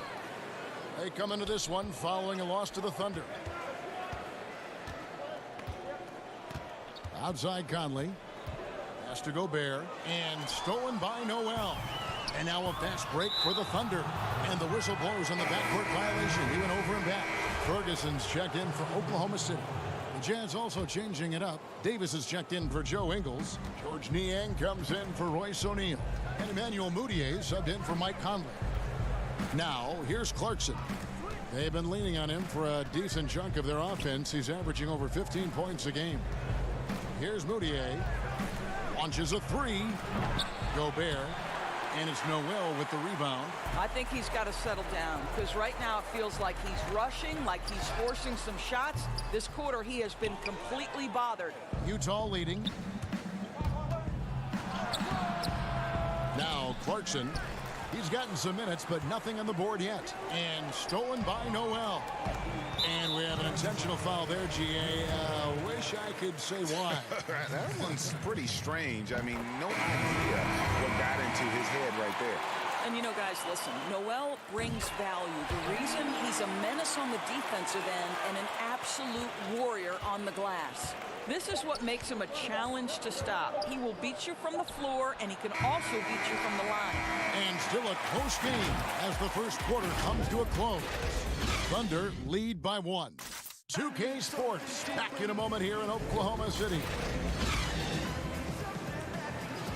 And close game underway so far. We'll see if either of these teams can jump out in the second quarter. And for the Thunder guys, what stands out to you so far? They set a physical tone in the first, and that really showed on the backboard. I think it's why they hold the lead here early, because they're controlling the flow of the game with those second chance opportunities.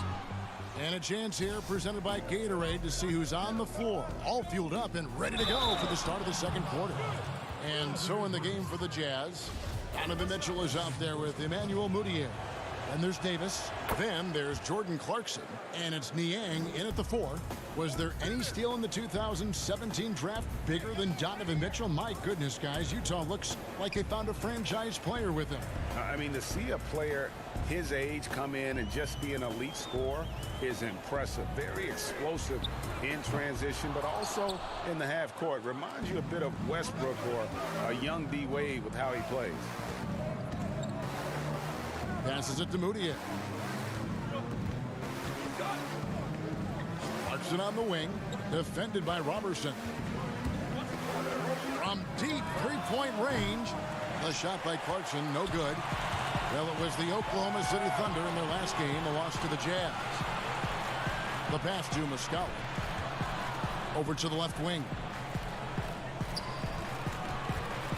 He kicks it to Robertson.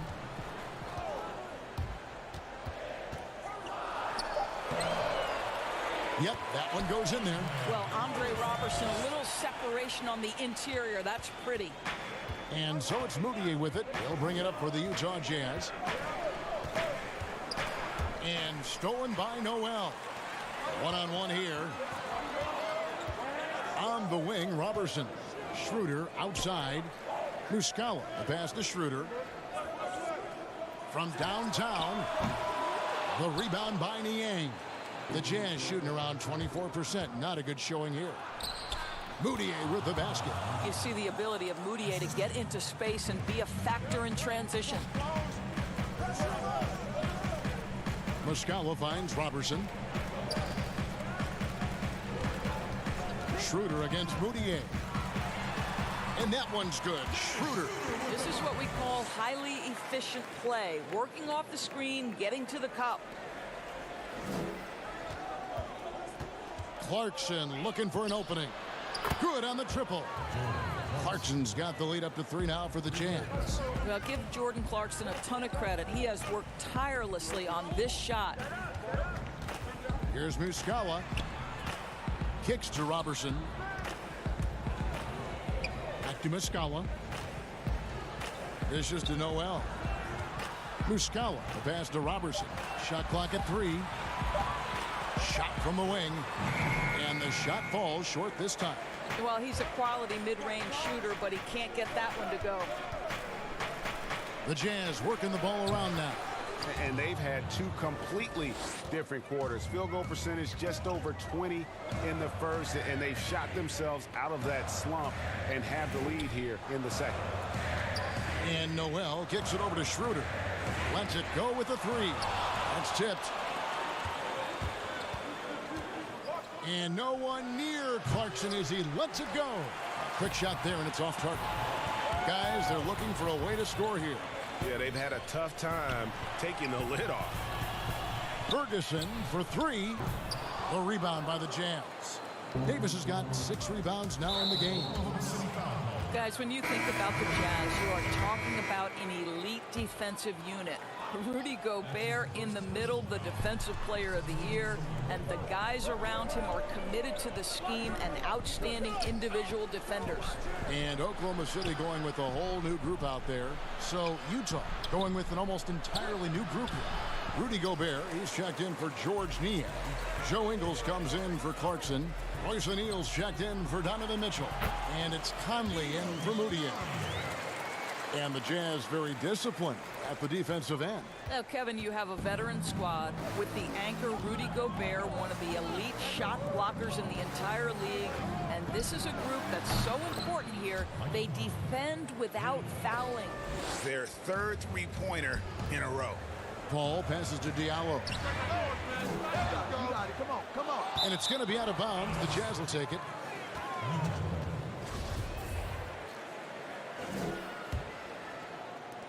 .44 seconds left now here in the second.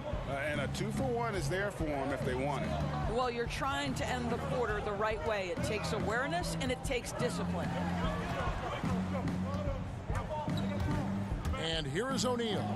He had 15 points last outing. 6 on the shot clock. Here's Gobert.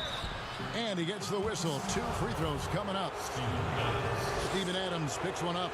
Well, Rudy Gobert showing a bit of an edge on the interior. This guy, if he goes up strong, the defense is going to have to whack him to contain him. 24 seconds left to play in the first half. Pass to Diallo. To the middle. Adams dishes to Paul. Gallinari trying to get open. And the shot is good. The Utah lead has been cut to just 7 points in the basket from Chris Paul. Here is Conley. He's got 5. Oh, the lob to Gobert. Man, he's a pure point guard with terrific vision.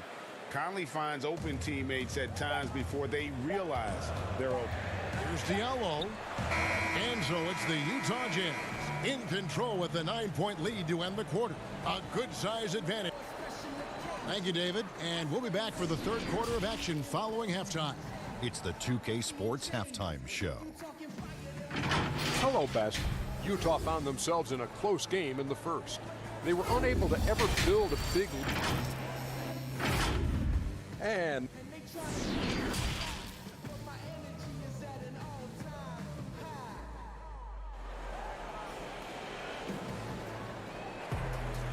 we hope you've enjoyed the broadcast so far. We're halfway through the game.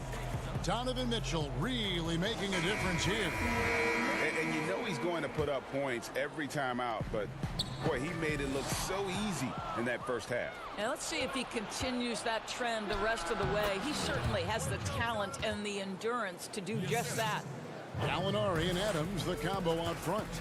Gilgeous-Alexander out there with Paul. And it's Dort in at the small forward. That's the lineup in the game for Oklahoma City. And it's Paul penetrating. Adams' shot is off. I'll tell you, most of the time this guy's going to finish that, but that was tremendous defense that prohibits him from completing the play. Thunder trailing by 11. Greg, some folks suspected Conley might be moved when Memphis had a shot at drafting John Morant right before the draft that deal took place. I tell you what, he looks to be a great fit in Utah. Can be that third star the team needs to push them to the next level. Utah had to give up a fair sum to get him, but it was worth the risk. And there's the foul on the shot. He'll go to the line for 2. And there's the call. Oklahoma City with the foul. Well, Joe Ingles, to me, specializes in mixing up his pace, and that's how he gets these calls. Both good from the line that time. Well, Doris, you look at Joe Ingles, he's quietly become one of the better small forwards in the NBA. And he is the prototypical don't judge a book by its cover, because they call him slow-mo Joe or average Joe. But dig a little bit deeper. This guy is a quality playmaker and a knockdown shooter. Here's Gilgeous-Alexander. O'Neal with the rebound. Jazz leading by 15. Mitchell passes to Gobert. Jazz passing it around. And out of bounds as the Thunder gain possession. A moment now to see the numbers for Chris Paul. He's right around 17 points a night, 6 assists, and 5 rebounds. He's been nothing short of fantastic during that stretch. Offense coming very easily for him.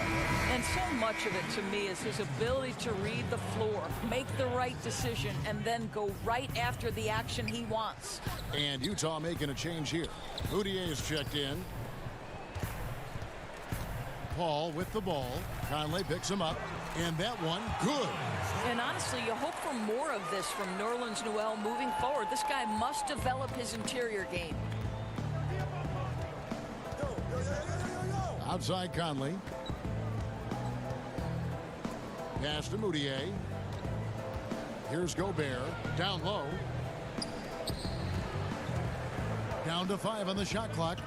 There's the dish to Moutier. And there's another one for the Jazz. Boy, that's 3 for 4 this half. You like that they're starting with a little bit of extra energy. Nice. And there's the call on Rudy Gobert. That's his 3rd foul of the game. A little under 2.5 minutes gone by here in the 3rd.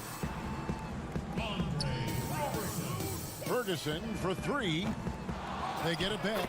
Don't you love how Noel just sticks with it, never gives up on the possession, working really hard for his guys.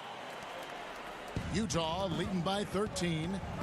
And Doris, hard to find many arenas that have a better home court advantage than Oklahoma City. Greg, it is the only show in Oklahoma City, and this arena gets loud. The fans come out every game. There is no doubting this is one of the best arenas in the NBA.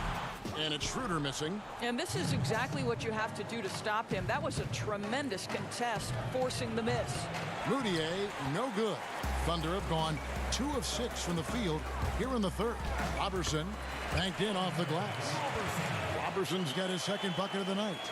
Wow, look at the way the big man Noel set up his guys, puts the pass in the perfect position, easy shot. Conley, the pass to Niang. He kicks to Clarkson. 6 to shoot. Passes it to Niang. He feeds it to Gobert. Over Noel. Gobert can't hit. Thunder trailing by 13. Schroeder outside. He dishes it to Muscala. Sinks that one from the post. Muscala's got his first points of the game. We are talking about a very solid passer at his position. Schroeder identifying an open teammate. Conley kicks to Moutier. Conley the pass to Clarkson. And there's the whistle. 3-second violation. And now a look at Rudy Gobert here. He's been on a tremendous roll since the All-Star break. 1st in field goal percentage, 7th in blocks, and don't forget top 20 in the league in rebounds per game. He's got a great nose for the ball. And you're right, he's been the pinnacle of scoring efficiency. Never seems to take a bad shot. That's why he's tops in field goal percentage. Terrific assist, a nice finish, solid play all around. You know, I've got to say, defensively, the effort simply hasn't been there this half. They've got to pick up their energy. And didn't do anything fancy there, but didn't need to. Nope, his only concern right now is getting the points on the board. And I don't mean style points. Inside. And that one falls coming off Conley's feet.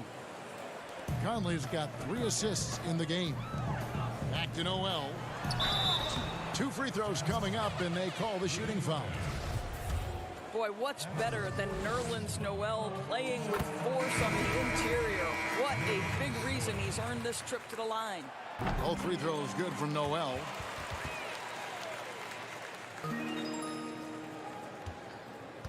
Utah leading by 11. And stolen by Diallo. Oh, and a fast break for Oklahoma City. Gilgeous-Alexander's got the ball. And so the ball out of bounds. Gobert touched it last. And he made the right read on that play, but just couldn't secure the steal. Yeah, the anticipation was there. The hustle was there. Very close to picking that one.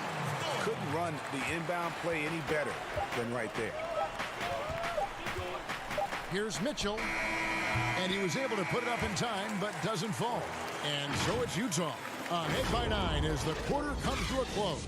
And they're winning the turnover battle very easily in this one. Right back after this break. And let's take this opportunity now to show you our State Farm assist of the game. And how about the floor generalship right here? I mean, showing us why they're always in good hands when he's the man in charge. Well, this is exactly what you're looking for from your point guard. Survey the floor, serve it up on time and on target.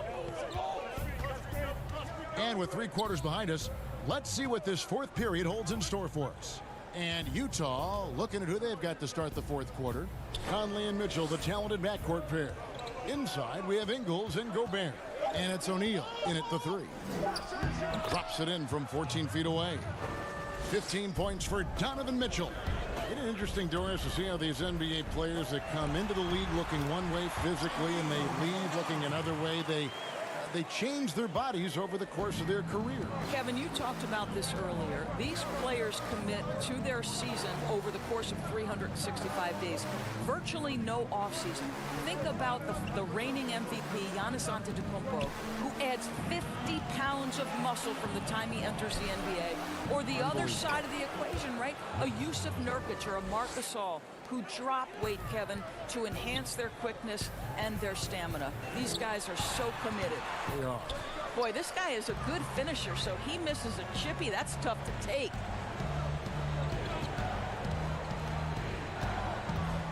To the inside. Here's Gobert, and the layup falls. And the Jazz lead by 13. And after a first half in which their offense shot under 40%, they've got the lead, and they should count themselves to be lucky. They found the touch from the field here in the second half. It was a struggle in that first. And there's the pass to Ingles. Count the basket. And a nice spark for their offense here in the second half. Now above 50% for the game. And Noel with the basket on the assist by Adams. Adams has got 5 assists in the game. Conley with it. And Adams sends it back. Now here's Diallo, covered by Mitchell. Fires it up. They get the rebound. I really like the way he's playing in this half. He looks so much more aggressive and confident. And so Conley will bring the ball up for the Utah Jazz. Pass to Ingles. Now here's Gobert. Shot clock at 6. Mitchell outside. Conley inside the line. Here's Gobert, and contact on the shot, so he'll be shooting free throws here. That one on Gallinari.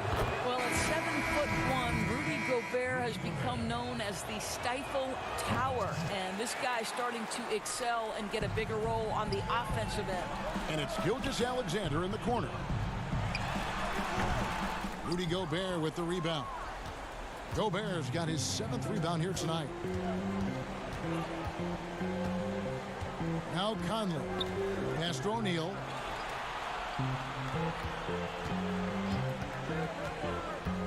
Passes it to Ingles. The Jazz need to get off a shot here. Conley. The Jazz with another miss. Thunder trailing by 10. That's a 2 from Paul. Wasted no time on that shot, but it's off the mark. Jazz have gone 4 of 7 from the field since the beginning of the fourth.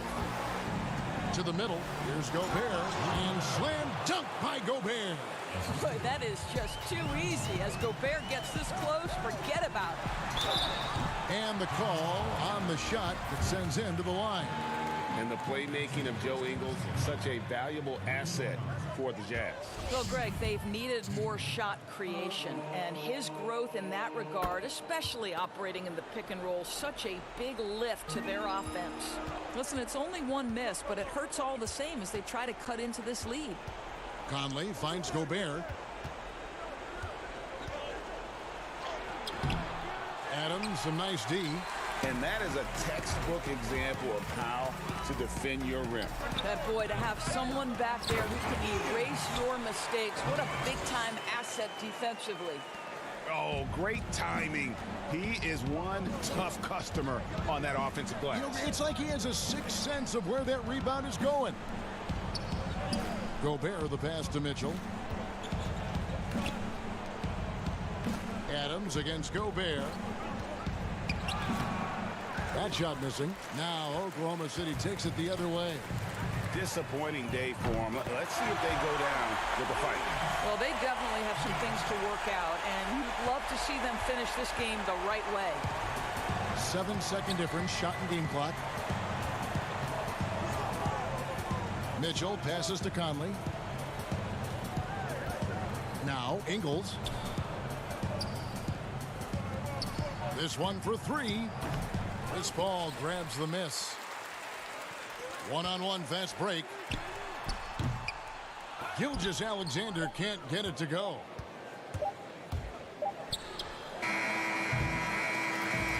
And so it's Utah with the win. A truly gutsy performance away from home. You know, all right, David, great job. Thanks so much. Well, folks, that's going to do it for now. For Greg...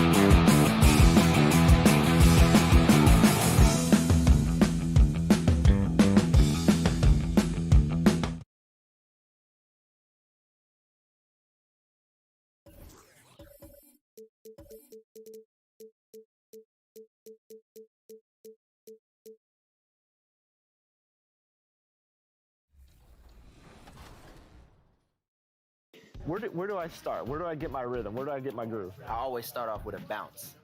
You just start with a bounce, and then you see. I'm part of the baddest game, most successful game in the world. I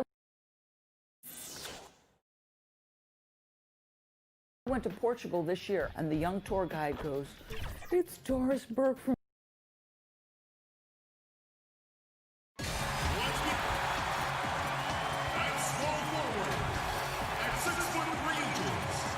Well, the weekend. And a quick look here at some of the numbers for Beasley. And guys, how about the surge of offense he's experiencing right now? These last 5 games, he's been a machine at the offensive end. A different score than he had been earlier in the season. We'll find out if he can keep it going here tonight. And checking out Minnesota's opening lineup. Malik Beasley out there with D'Angelo Russell. Then there's Towns, and it's Okogie in at the small forward position. And for the Thunder, Gallinari and Adams, the combo out front.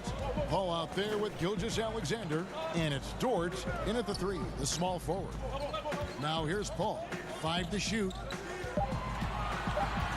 Gallinari passes to Adams, and it's blocked by Towns, and he recovers it. And there's the shot clock violation. Couldn't get the shot off in time.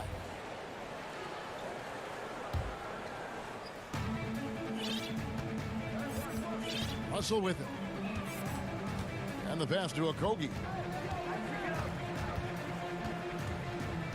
We don't see this very often, Clark, but tonight, 2 teams that really thrive in the half court. Yeah, and you know, they can get up and down, and we'll see them do that some, but they much prefer, Kevin, simply to grind it out. And he's not going to miss that sort of an opportunity from deep. Paul's shot is off. And it's Russell with the ball. He'll bring it up for the Timberwolves. It's a 3-point game. Tough loss coming against the Rockets in the last game they played.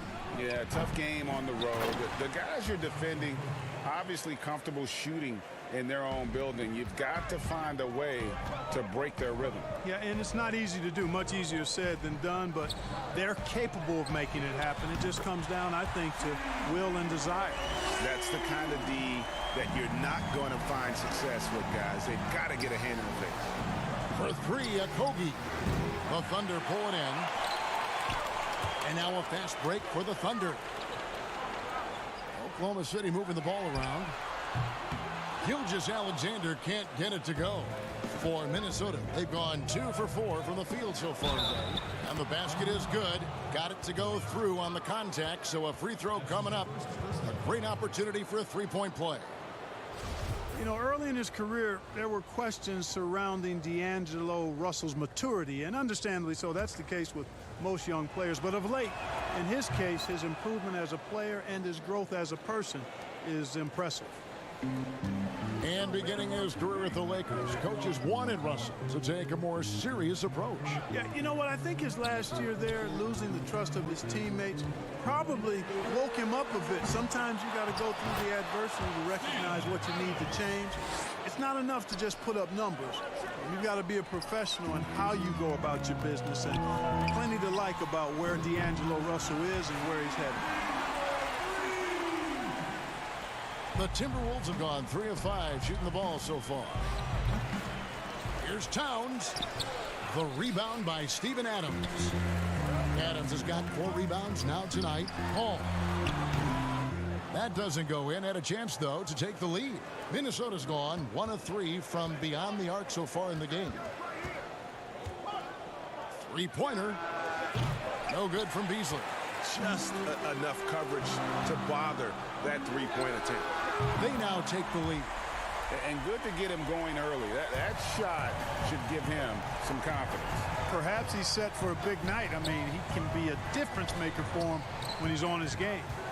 Now, here is Russell. He's coming off a 28-point game against the Rockets in Houston. And he didn't take any plays off at the defensive end. I mean, he wound up with 4 steals on the night. Here's Russell. And he can't stop the run as he misses. Does not get much easier than that, but somehow he came up empty there. But they'll get another chance. And it's Gilgeous-Alexander in the corner. Feeds it to Adams. And out of bounds as the Timberwolves gain possession. And And checking out some numbers here for Chris Paul. The past month has been surreal. 11th in assists and tremendous confidence and consistency at the foul line. He ranks among the top 15 in free throw percentage. And he really is the consummate playmaker, always keeping his head on a swivel, searching for the open man, completely unselfish basketball play. Oh, the officials are all over that one. Clearly a foul. I mean, didn't give him any choice but to blow the whistle. I mean, you got to play without fouling. Shooting. And, you know, even though in today's game floor spacing is all the rage, the last 5 years the Wolves attempted the fewest threes in the league. And when they did shoot them, they didn't make very many of them. And the Thunder making a switch here. Ferguson's checked in. I wouldn't say that's exactly his spot now. I mean, and you can see why. The Thunder with another miss. Timberwolves trail by 4. And on top of their troubles from range, the Wolves have also had trouble on the defensive glass. Yeah, and if you can't rebound and you're not shooting it well, you've got to figure out who you're going to beat. Your identity is in question. That's what the Wolves are trying to figure out. Who are we? What do we do well? How do we win? How do we succeed? To get to the next level, they've got to answer that question. Diallo, he's checked in for the Thunder. That one misses, so he goes 1 for 2. They hold the early advantage on the glass. Yeah, nothing major, not a huge advantage, but certainly a good sign for them going forward. Now here's Schroeder. He had a 27-point outing in their last game against Utah. Boy, I thought his passing was absolutely fantastic. I mean, really picked apart the defense all game long. So it's the Timberwolves now after the missed 3 from Dennis Schroeder. Reed gets the bucket. The Thunder shooting 33% here in the first quarter. Here's Muscala, a beautiful reverse layup. If you allow him to get that close, you deserve to get scored on. It's stolen by Muscala. Fires from deep. Rebounded by the Timberwolves. Pass to Reed. Now here's Culver. Jacks up a 3, and another 3 for Minnesota. Shooting off the catch is about confidence. There, Culver demonstrating how it's done. Boy, I tell you what a well-designed play, executed beautifully, too. A nice first quarter of play. We've seen plenty of offense so far. Thunder lead by 3, and the second quarter will get underway.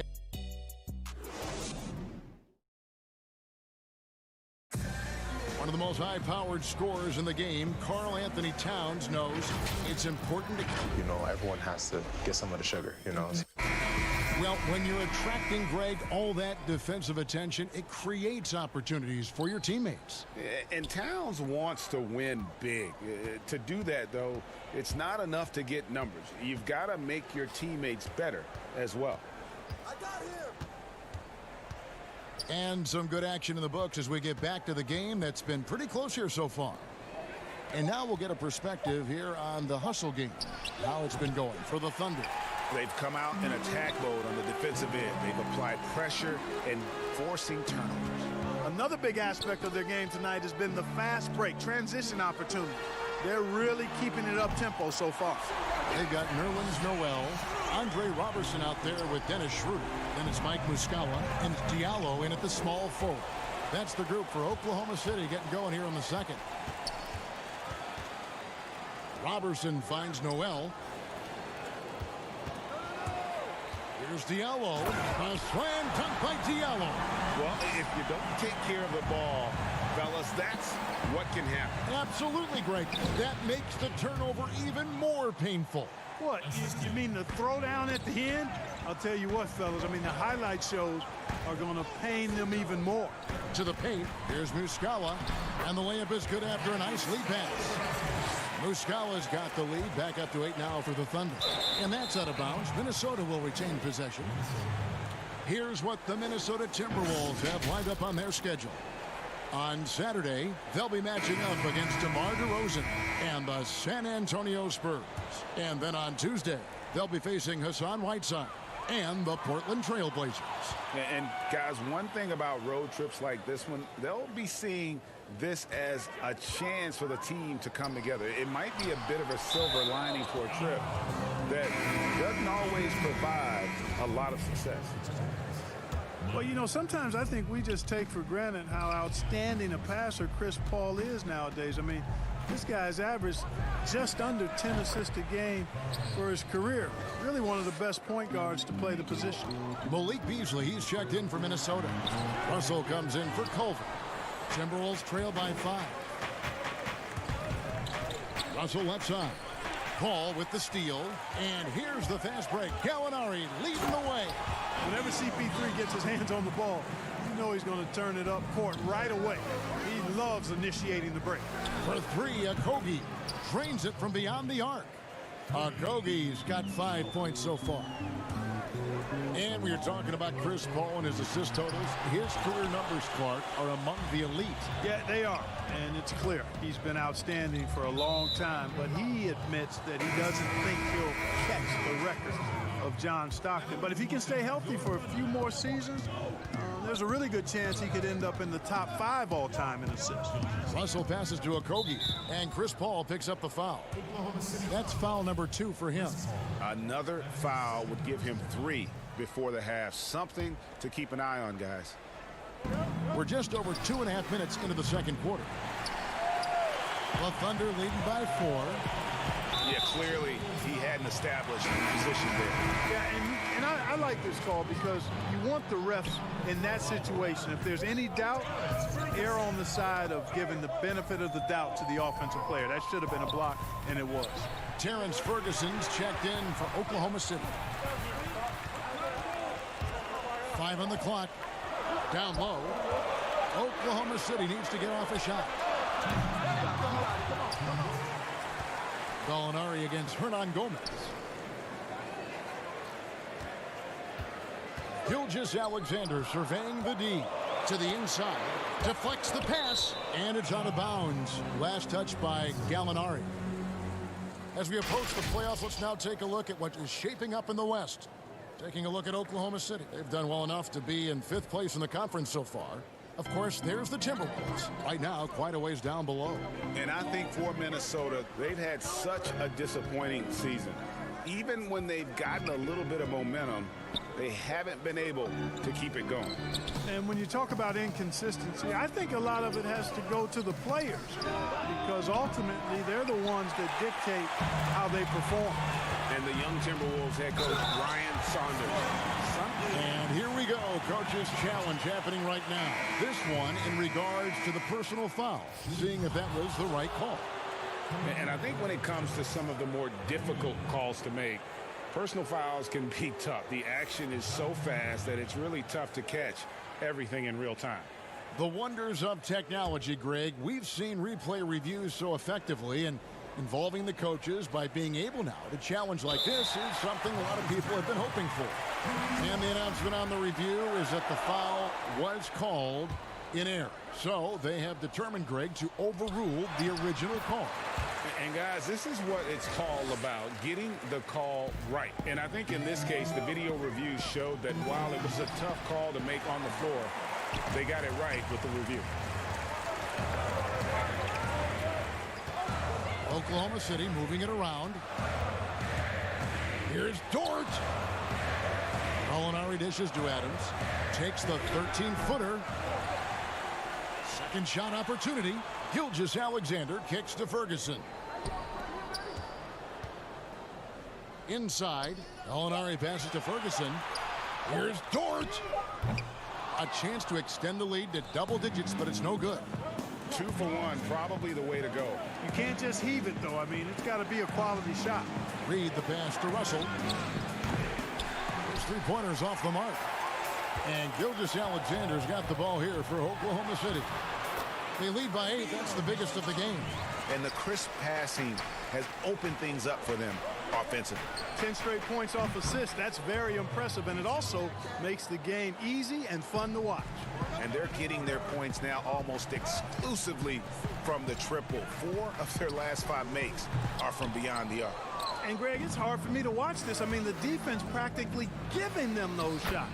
And there it is for them. And now just a 5-point Oklahoma City lead. Man, what a pass that was there. He really, really relishes making the game easier for his teammates. All right, David, thank you. We'll be back after halftime for the start of the third quarter. And now, the 2K Sports Halftime Show. A competitive matchup for Oklahoma City in the first quarter. They never dug too deep a hole for them. And that's going to do it for us here.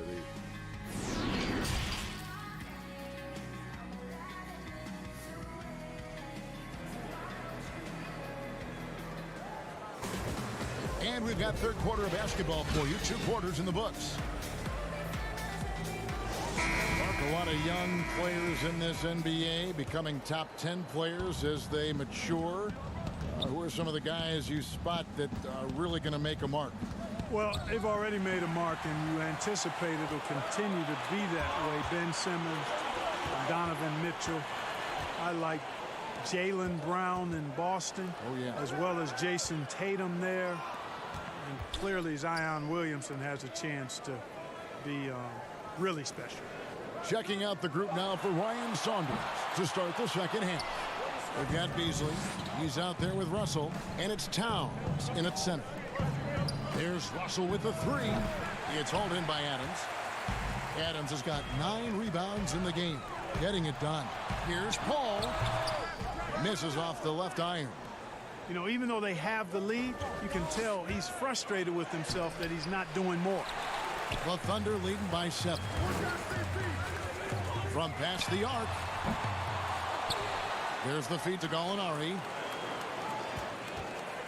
The second chance effort. Keeps it alive. And it's Adams on the follow. Adams has got the opening bucket to start the second half for the Thunder. And finally, someone scores. Yeah, it's been a defensive battle to say the least, partner. Good to see at least somebody got the ball in the basket. Finally. So both teams changing it up here. Here's Paul. He has 6. Pass to Noel. Uses the glass to finish the layup. And the Thunder lead by 8. Really got to admire the way Noel adjusts after contact. Excellent body control by the big man. Another miss by Minnesota. Just 1 for 4 from the field. Not the way they wanted to start the second half. Paul dishes to Muscala. He goes up again. Robertson kicks it over to Schroeder. Launches it. Got a piece of it. And here's Culver. Looking at his numbers, he averages a bit over 9 points a game. Pass to Beasley. From the arc. And no good. So the Thunder will take it the other way. Only 20% from the field to start this half. To me, it looks like their opponent may have made some nice adjustments. And out of bounds as the Thunder gain possession. Diallo, he's checked in for Paul. The Thunder leading by 8. Schroeder. And Jarrett Culver gets the whistle that time. That's his first foul.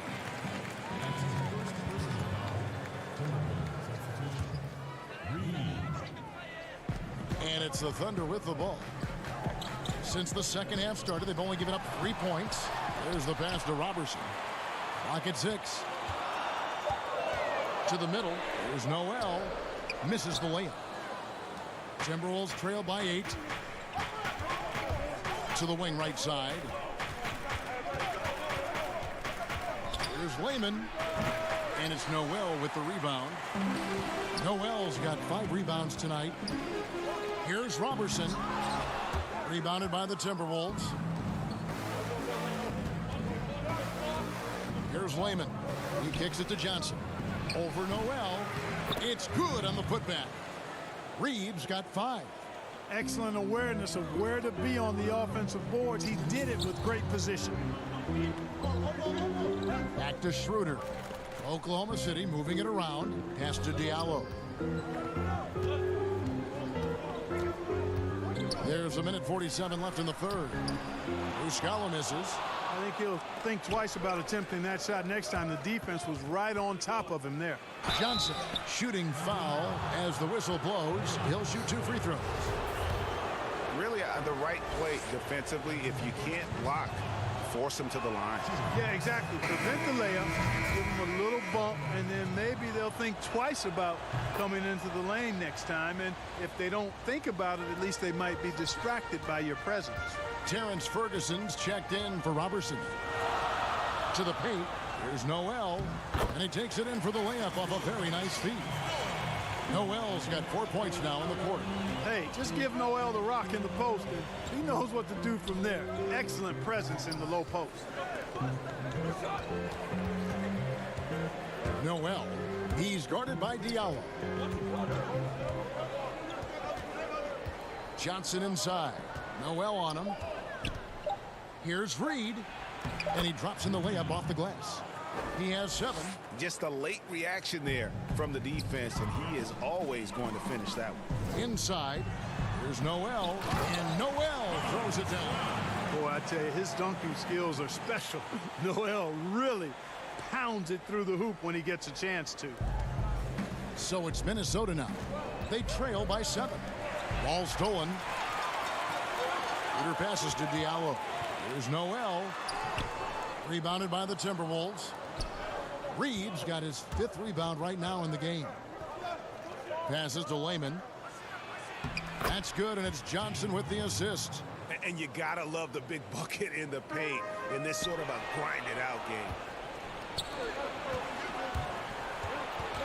Here's Reed. He's covered by Noel.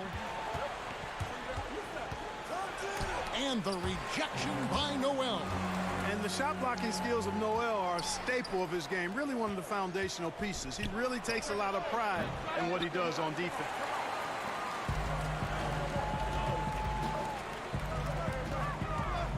Here's Diallo. Another shot, and Noel kicks to Muscala. There's the triple, and no luck with that time on the buzzer beater. And we've watched 3 so far in this one. Oklahoma City up. And now we have a moment to reveal our State Farm assist of the game. And definitely deserving of the prize tonight. How about the read he made here? Looking like a point guard, putting the pass right on the money. Terrific versatility coming from a big man.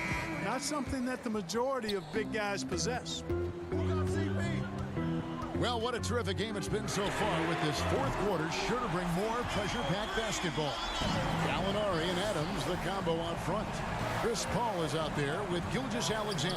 And it's Ferguson in at the 3 slot. That's the lineup in the game for Oklahoma City. Towns, no luck. And so it's Gallinari with it. They'll bring it up for Oklahoma City. They've got the Wizards ahead of them. Their next game in Washington. It's game 1 of a 3-game road trip. Timberwolves trail by 8. Hernan Gomez passes to Russell.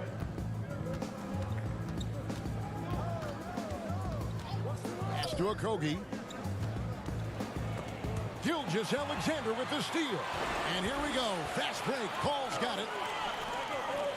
Ferguson kicks to Adams. Back to Gilgeous-Alexander. Out to Gallinari. Over Russell. Offensive rebound. Adams. The pass to Paul. Lets the 3 fly. And Karl-Anthony Towns pulls it down. You know, even though they're on top in this one, you'd like him to be better out there because he's capable of being better. It sure would make things a lot easier, too. Ferguson, the pass to Paul. Off target from 3-point range. You know, brick after brick after brick. I mean, that's been the story for him this quarter. I mean, he's got to brain it in down the stretch here. And every miss finds its way to his hands. Well, what an impressive performance. I tell you what, those are crazy numbers, guys. I mean, believe me, I was a good rebounder in my day. It is not easy to corral that many boards in one night. Timberwolves trail by 8. Russell with a wide open look. Good, and the assist goes to Town. 9 points for D'Angelo Russell. Outstanding vision from Karl-Anthony Towns. Not only is he willing to give it up, but he's ready to find his teammates when they're open. Here's Gilgeous-Alexander, and they wasted no time getting those 3 points back. And the Thunder lead by 8. The real come at us, and we're coming right back at you. A little back and forth from long range. I love it. That's a terrific answer there. Paul for three, and again Oklahoma City with the triple. And a closer look here at the hustle stance for the Thunder. Boy, their hounding, harassing effort at the defensive end, very impressive. And they forced quite a few turnovers as a result. Yeah, and another thing, they've created a lot of turnovers, but they've also been able to convert when they've got down in transition. Good luck trying to keep Cat off the glass. Karl Anthony Towns loves mixing it up down low and getting after those second chances. Off the inbound pass, Russell knocks it away. Here's a Kogi. The baseline jumper goes down. The Thunder leading by 7. That's a 2 from Paul. Paul can't get that one to fall. Boy, he's got to be kicking himself for failing to make that shot. That's money. Wasted no time on that one. And now just having some fun. Russell, you know he likes the big moment. Great confidence and great results. And Paul gets it to go in. You have to love the unselfishness on display there. Excellent passing. Here's Russell. Doesn't go that time. And Oklahoma City will go with it the other way. Pass to Gilgeous-Alexander. Oklahoma City moving it around. Molinari passes to Adams. Now here's Gilgeous-Alexander. Three-pointer.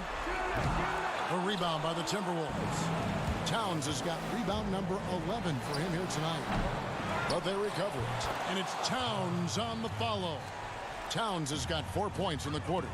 Man, how about the cool, calm collectedness of Towns. Helps him come through when the game gets snug. Gilgeous-Alexander can't get it to go.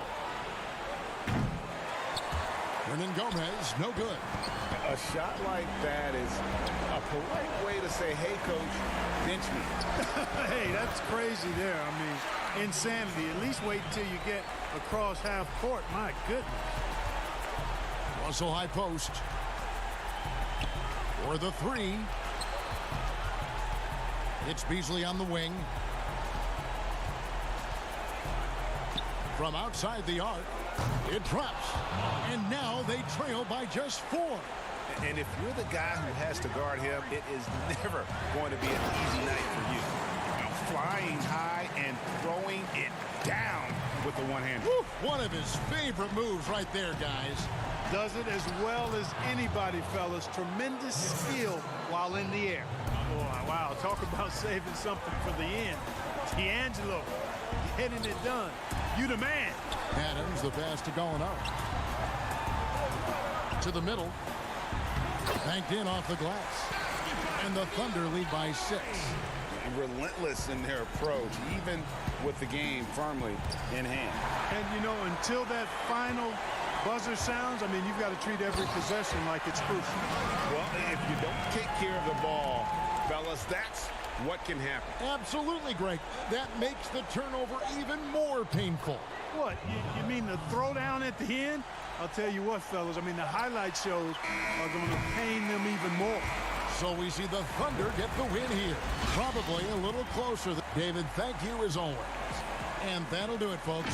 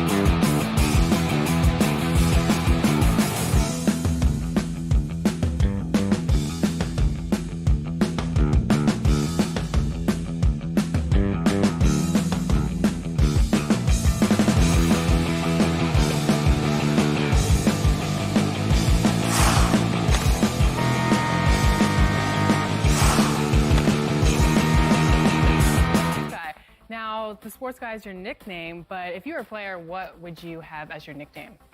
Washed up. Washed up, Yeah. that's it? Yeah. I quit pickup like 5 years ago. I'm gonna end it right here. He's going to end it. I'm going to end it. I feel it. I feel it. Game.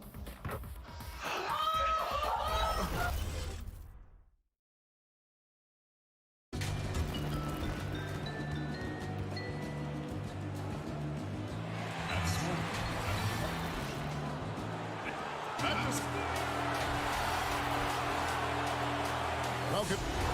Let's quickly take a look at the standings out east. The season nearly complete. Look at Orlando. They're holding the edge for the last playoffs. I am sure they'd feel better if they could jump up a couple rankings. And seeing where the Magic are, they've had an interesting season for sure. They're competitive, they're feisty, but they're not a team that's going to dominate for long stretches. I just think if you're on the other side, Greg, how much are you looking at that team and saying, we're scared of them? So not a lot of fear from the opposition and what they're bringing to the table. They're good, they compete, but do they have that extra gear? I'm not sure. A look at the Magic starting group. Augustine and Fournier are the backcourt tandem. At the 4 and the 5, we have Gordon and Vucevic. And it's Ennis in at the 3. And for the Thunder, Gallinari and Adams, the combo out front. Chris Paul is out there with Gilgeous-Alexander. And it's Dort in at the 3 spot. Now, here's Vucevic. He's coming off a 19-point game against Chicago. Goes back up. Basket is good. He'll get a chance for one more at the line. And drawing first blood, you know coach likes that momentum out of the gate. Well, for us, it'll be interesting. Can they keep that kind of pace up all game long? Orlando shooting their first free throw of the game right now. And at the end of the year, Brent, we've been seeing an uptick in play from some young lottery-bound teams. Well, they're always excited about having opportunity to play loose and play free. The backside of that is you didn't play well enough to get into the playoffs. Right. So, you know, good coaching staffs with young teams that have potential, Kevin, will ask their teams to be spoilers. Like, embrace the idea of let's compete tonight against that team. Make They're that the your fourth playoff. seed. Yeah, let's go up against this. Sure. There are other teams that, quite frankly, just give up on the year. And some guys will have some big empty numbers to finish off the season. You got to temper your kind of eyeballs on those things. They get it back. Adams. And foul on the shot. He'll shoot 2 at the free throw line.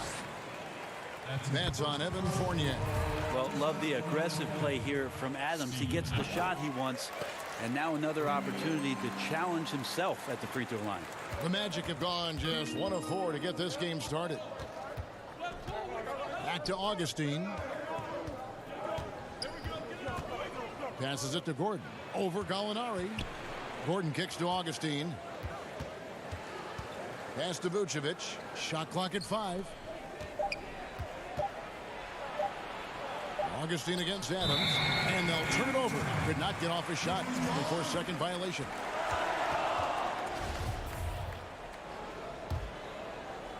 So the Thunder, their last game, a loss to Utah. Pass to Gilgeous-Alexander. There's the 3. It's hauled in by the Magic. Yeah, slow start right now. 5 straight misses to get this one going.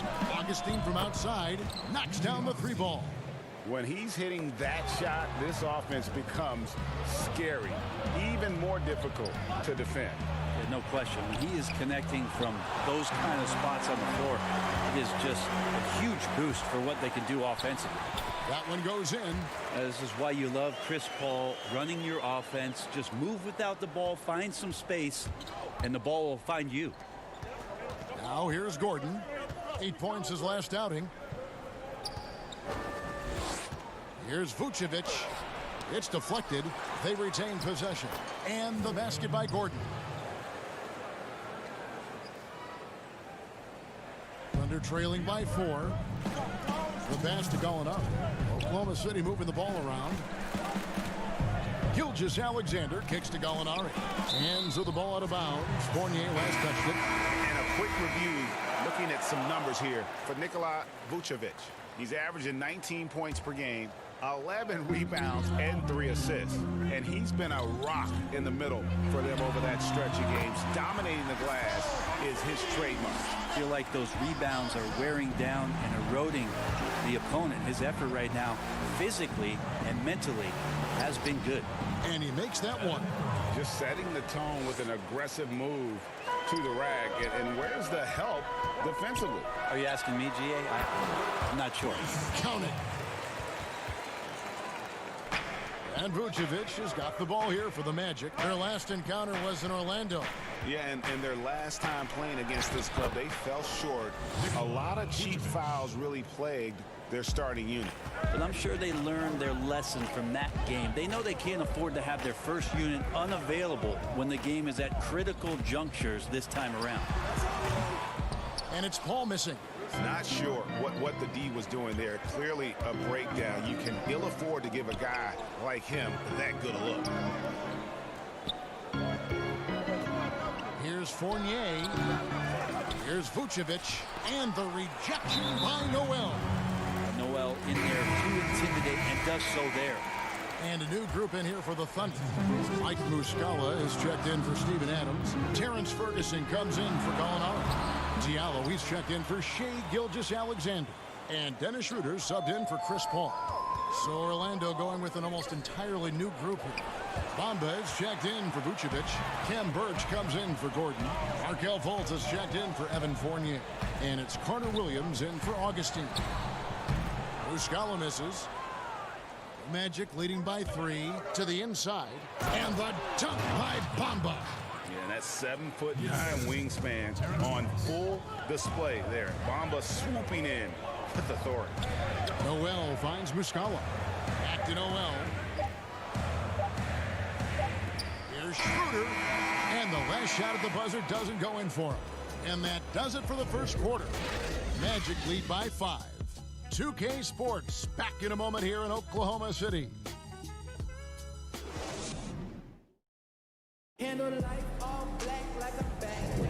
And if you're just joining us, we've played through one quarter in this one. And from what we've seen from Orlando, what do you guys see? Stingy on the defensive end in that first quarter. They were just getting up into people. Just a great job, really, of making the game ugly, trying to muck it up a little bit out there. All fueled up and ready to go. Let's reset the lineups courtesy of Gatorade as the second quarter gets going. So the Thunder 5 right now. Noel is out there with Mike Muscala. Then there's Dennis Schroeder and Diallo in at the 2. Magic leading by 5. And here's the fast break and Bamba leading the way. Oh, that's a golden opportunity to finish on the break, and he blows it. Completely lost focus. You can't get 2 steps ahead. And he's an automatic finisher when he gets into that area. He is, and he picks the simple one-hand stuff to get the 2 points. Now, here's Bamba.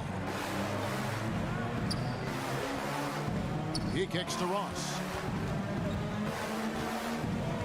Back to Bamba. Now here's Ross. Not a lot of room for 3. It's not going to go for him. Thunder trailing by 3.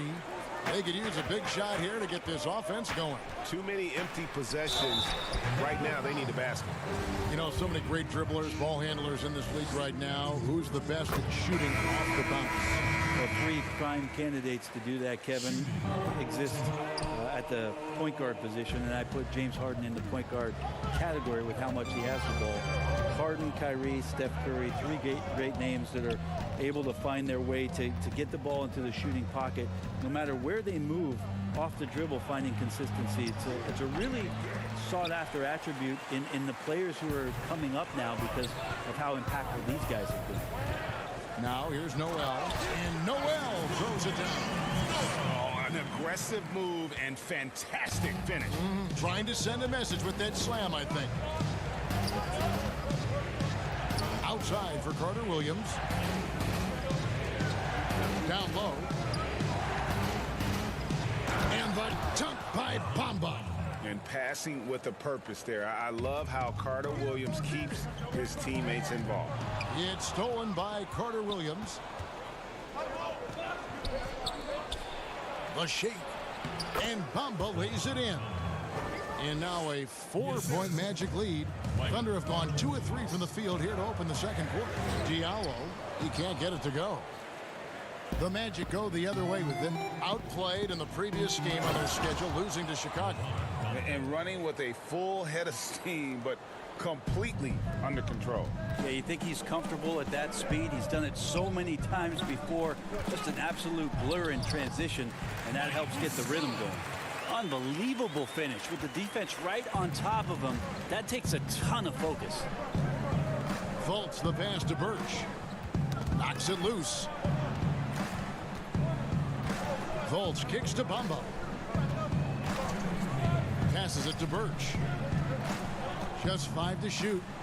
The shot by Carter Williams. Nobody around. Offline with his 3. Well, it's been up and down the last few years for Nerlens Noel, but there are still some impactful numbers for the minutes that he's on the floor as a rim protector. And he didn't punish them for the weak coverage there, but they can't count on him to continue missing. And just throw it up there. I mean, Bamba, as long as you time the pass right, he's going to flush that one down. And slam dunk by Noel. What elevation. He's a smaller but still determined big man, and he likes mixing it up with his impressive vert. For Noel, his numbers will never match the visual impact he has on the floor, would you say? Oh, he's definitely a player about the little things out there, just being a rim protector, making sure the guys think about him when they're attacking the rim. And the Thunder going with a whole new group out there. So Orlando going with an almost entirely new group here. Aaron Gordon, he's checking in for Kem Birch. Ennis comes in for Terrence Ross. Evan Fournier is checked in for Fultz. And DJ Augustine subbed in for Carter Williams. Solid shot from Gallo. He knows he has a mismatch down inside, sinks the shot. And Augustine kicks to Fournier. At the elbow, it's Gordon. Feeds to Bamba. And the dunk by Bamba. Yet another bucket in close. That's how he's earning his points today.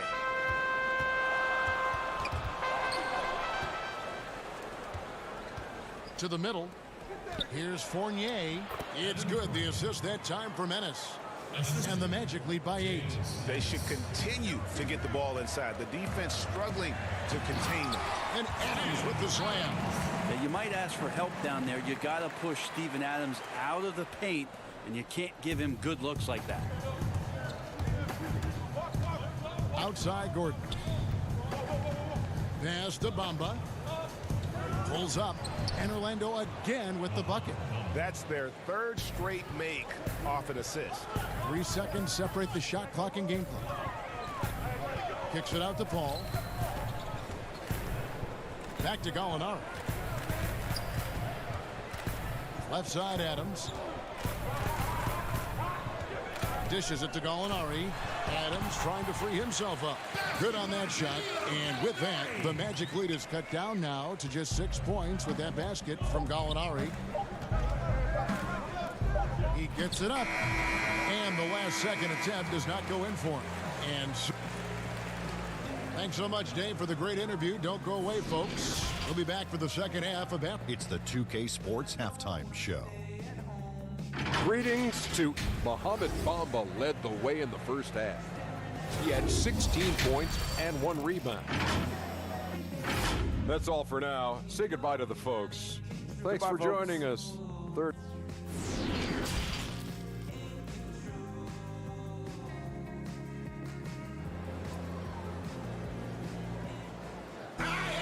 And we've got second half action for you. Thus far, a pretty evenly contested game. And guys, you know, Mohamed Bamba has really been making it happen. Yeah, pretty much all throughout that first half. And he was taking care of his business on the low blocks and getting more than his fair share of dunks. Yeah, there's not any guy defensively that was bodying him up or contesting the shot. So right now he's feasting. And so in the game for the Magic, at the 4 and the 5, we have Gordon and Vucevic. Augustine and Fournier are the backcourt tandem. And it's Ennis in at the small forward. Oh, yeah, he put some anger behind that one. You're telling me. Orlando leading. And Augustine kicks to Ennis. To the inside. It's stolen by Adams. for the tie. It's good. This game is all even. Dort's got 4 points now in the quarter. And really keeping the ball hopping around here offensively. Here's Orlando now. Following this one, they get to host the Hornets. That game is the first and last of their home series. Now, here's Fournier. Gilgeous Alexander cover. 6 on the shot clock. Gordon, and it's Gordon finishing it off. Gotta love the effort there. An undersized 4 who can really make things happen with that leaping ability. And there's the foul. It's on Steven Adams. That's his first foul. And the Thunder making a switch here. Ferguson's checked in. Your Thunder, Terrence Ferguson. Third quarter of basketball, about a minute and a half in. Vucevic to the pass to Augustine. Back to Vucevic. Vucevic gets double teamed. And the officials calling for a 3-second violation. And a chance to check out some stats for Gordon. He's been on a remarkable tear this past month. 15th in assists. And don't forget, top 20 in the league in rebounds per game. He's got a great nose for the ball. And he really is the consummate playmaker. Always keeping his head on a swivel. Searching for the open man. Completely unselfish basketball play. It's good. And the crisp passing has opened things up for them offensively. And so it's Augustine who will bring it up for Orlando. For 3, Fournier. Gilgeous Alexander pulls it in. Well, Thunder have gone 4 for 4 from the field since the halftime break. Terrific start to the third quarter, so they take the lead. Paul's got the lead up to 2 now for the Thunder. Some of the success to Chris Paul being able to drive has to do with his devastating mid-range game. He makes the defense play him honestly everywhere on the floor. And Fournier kicks to Augustine. Clock at 6. Here's Gordon. He feeds it to Vucevic, and they force the shot clock violation. Great team. The defensive rules were different when you played, Brent. For example, the elimination of the hand check. Hand checking was huge because great defensive guards like a Derek Harper or a Mookie Blaylock could get their forearm on you and basically move you around rather than you trying to get where you want to go. And the other thing, Kevin, that they did was they didn't allow you to have the time in the free throw line. You have a 2.9 before an illegal defense. It used to be a game really of 2 stars on one side of the floor operating, and the rest of the guys sort of shoveled off in the corner on the other side. All those things have changed with the way the league has gone. For the better. Oh, I think so. Yeah, freedom of movement, fluidity of the athletes. It's definitely a better game in terms of the movement. Now here's Noel. Following the miss by Aaron Gordon. Schroeder with the ball. Defended now by Fournier. Robertson dishes to Muscala. Off the left rim and out. I'm shocked he missed that wide open look. He has to feel embarrassed he blew that one. With the tip. Here's Oklahoma City now. Big stretch here going 10-2. Robertson finds Muscala. And it is flushed down with a nice jam. Well, Robertson, a nice job that time distributing the basketball, and a dependable player in these offensive schemes if he does that. Gordon, and foul on the shot, so he'll get a chance at the line.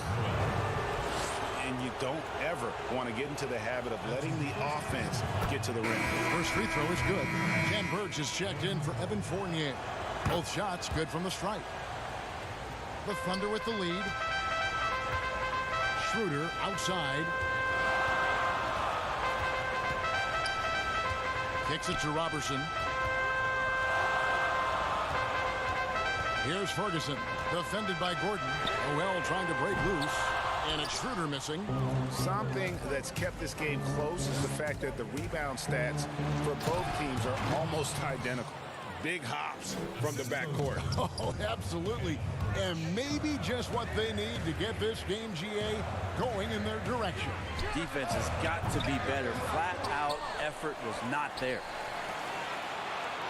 Here's the 3. Nailed from three-point land. The ball movement on this run has been fantastic and is a big part of why they've been able to get these good looks. And he's been way off the mark this quarter. It's been ugly. Ferguson for 3. And Vucevic pulls it down. Vucevic has got 6 rebounds here tonight. Ross lays it up off the glass. What a great option he gives them on every possession. And here now the Thunder. They lead by 1. And after this one, they're home against Minnesota. That'll be the last of 3 straight at home for the team. 3 quarters of play in a close game here. Thunder out in front, leading by just 1. And do not go away, as we'll be back in just a few moments. And it's time to bring up the State Farm assist of the game. Yeah, an easy choice tonight. Look at the precision on this pass. Put it on a platter for him. Well, there's a way to break down the defense with the handle, but you can do it with the pass. Prime example of that right there. And with these teams locked in a very close contest, this 4th quarter promises to be a good one. We've got Diallo. Gallinari is out there with Nerlens Noel. Then there's Dennis Schroeder. And it's Dort in at the 3 side. That's the lineup in the game for Oklahoma City. 6 to shoot. Ross passes to Vucevic. And the shot clock expires. 24-second violation. After committing a turnover like that, you're just praying the game doesn't come down to the last possession. You'll remember that one. Adams, he's checked in for the Thunder. Chris Paul comes in for Dennis Schroeder. DJ Augustine's checked in for the Magic. Here's Dort, and stolen by Gordon. Pass to Ross.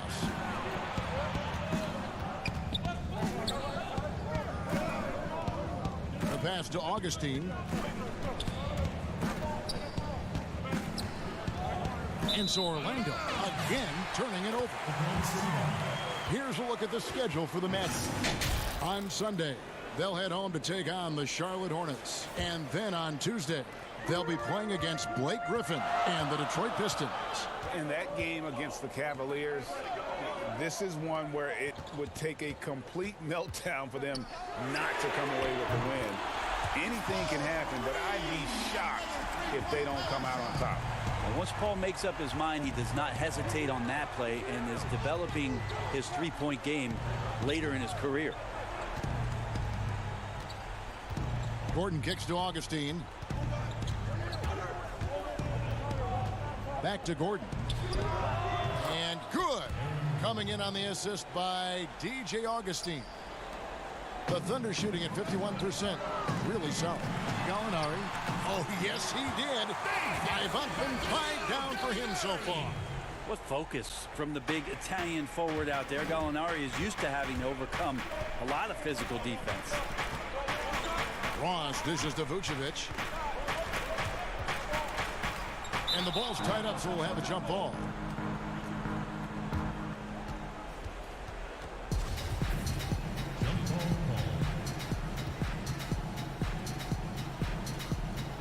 And it's the Magic with the ball. Gordon finds Augustine. From the baseline. And with that, the Thunder lead is cut down now to just 2 points with that basket from Gordon. Paul passes to Adams. And Adams with the slam. An aggressive move and fantastic finish. Trying to send a message with that slam, I think. Now here's Ennis. Tight defense on him. Not loose. Oh, and a fast break for Oklahoma City. Diallo kicks to Adams. Passes it to Diallo. Oklahoma City moving the ball around. Paul dishes to Adams. Just 5 on the clock. Dort passes to Adams. Nice move. And Adams with the slam. That's nice vision there. You see that pass, you make the feed before the defense has a chance to react, and that opens up a much better opportunity to score. Gallinari outside. The Thunder keep it going. A new 14-second clock. Back to Diallo. Paul looking over the floor. And the 3 off target. The Magic trail by 6. Here's Ennis. Takes the assist and lays it in. Picked out the pass nicely. Ennis has got his first points in this one. And there's the call on James Ennis. That's his first foul. Shea Gilgeous-Alexander checked in for Oklahoma City. And a switcher also for Orlando. Fournier's checked in for Terrence Ross. And Paul gets it to go in. Chris Paul tapping into that absolute best magic tonight. For a long time, he set the standard for point guard play in the NBA. Here's Gordon. The Thunder pull it in. Adams has got his fourth rebound with that last one here tonight. Paul can't get it to go. And it's Ennis with the ball for the Magic. They trail by 6. Here's Augustine. Good! And now they trail by just 4.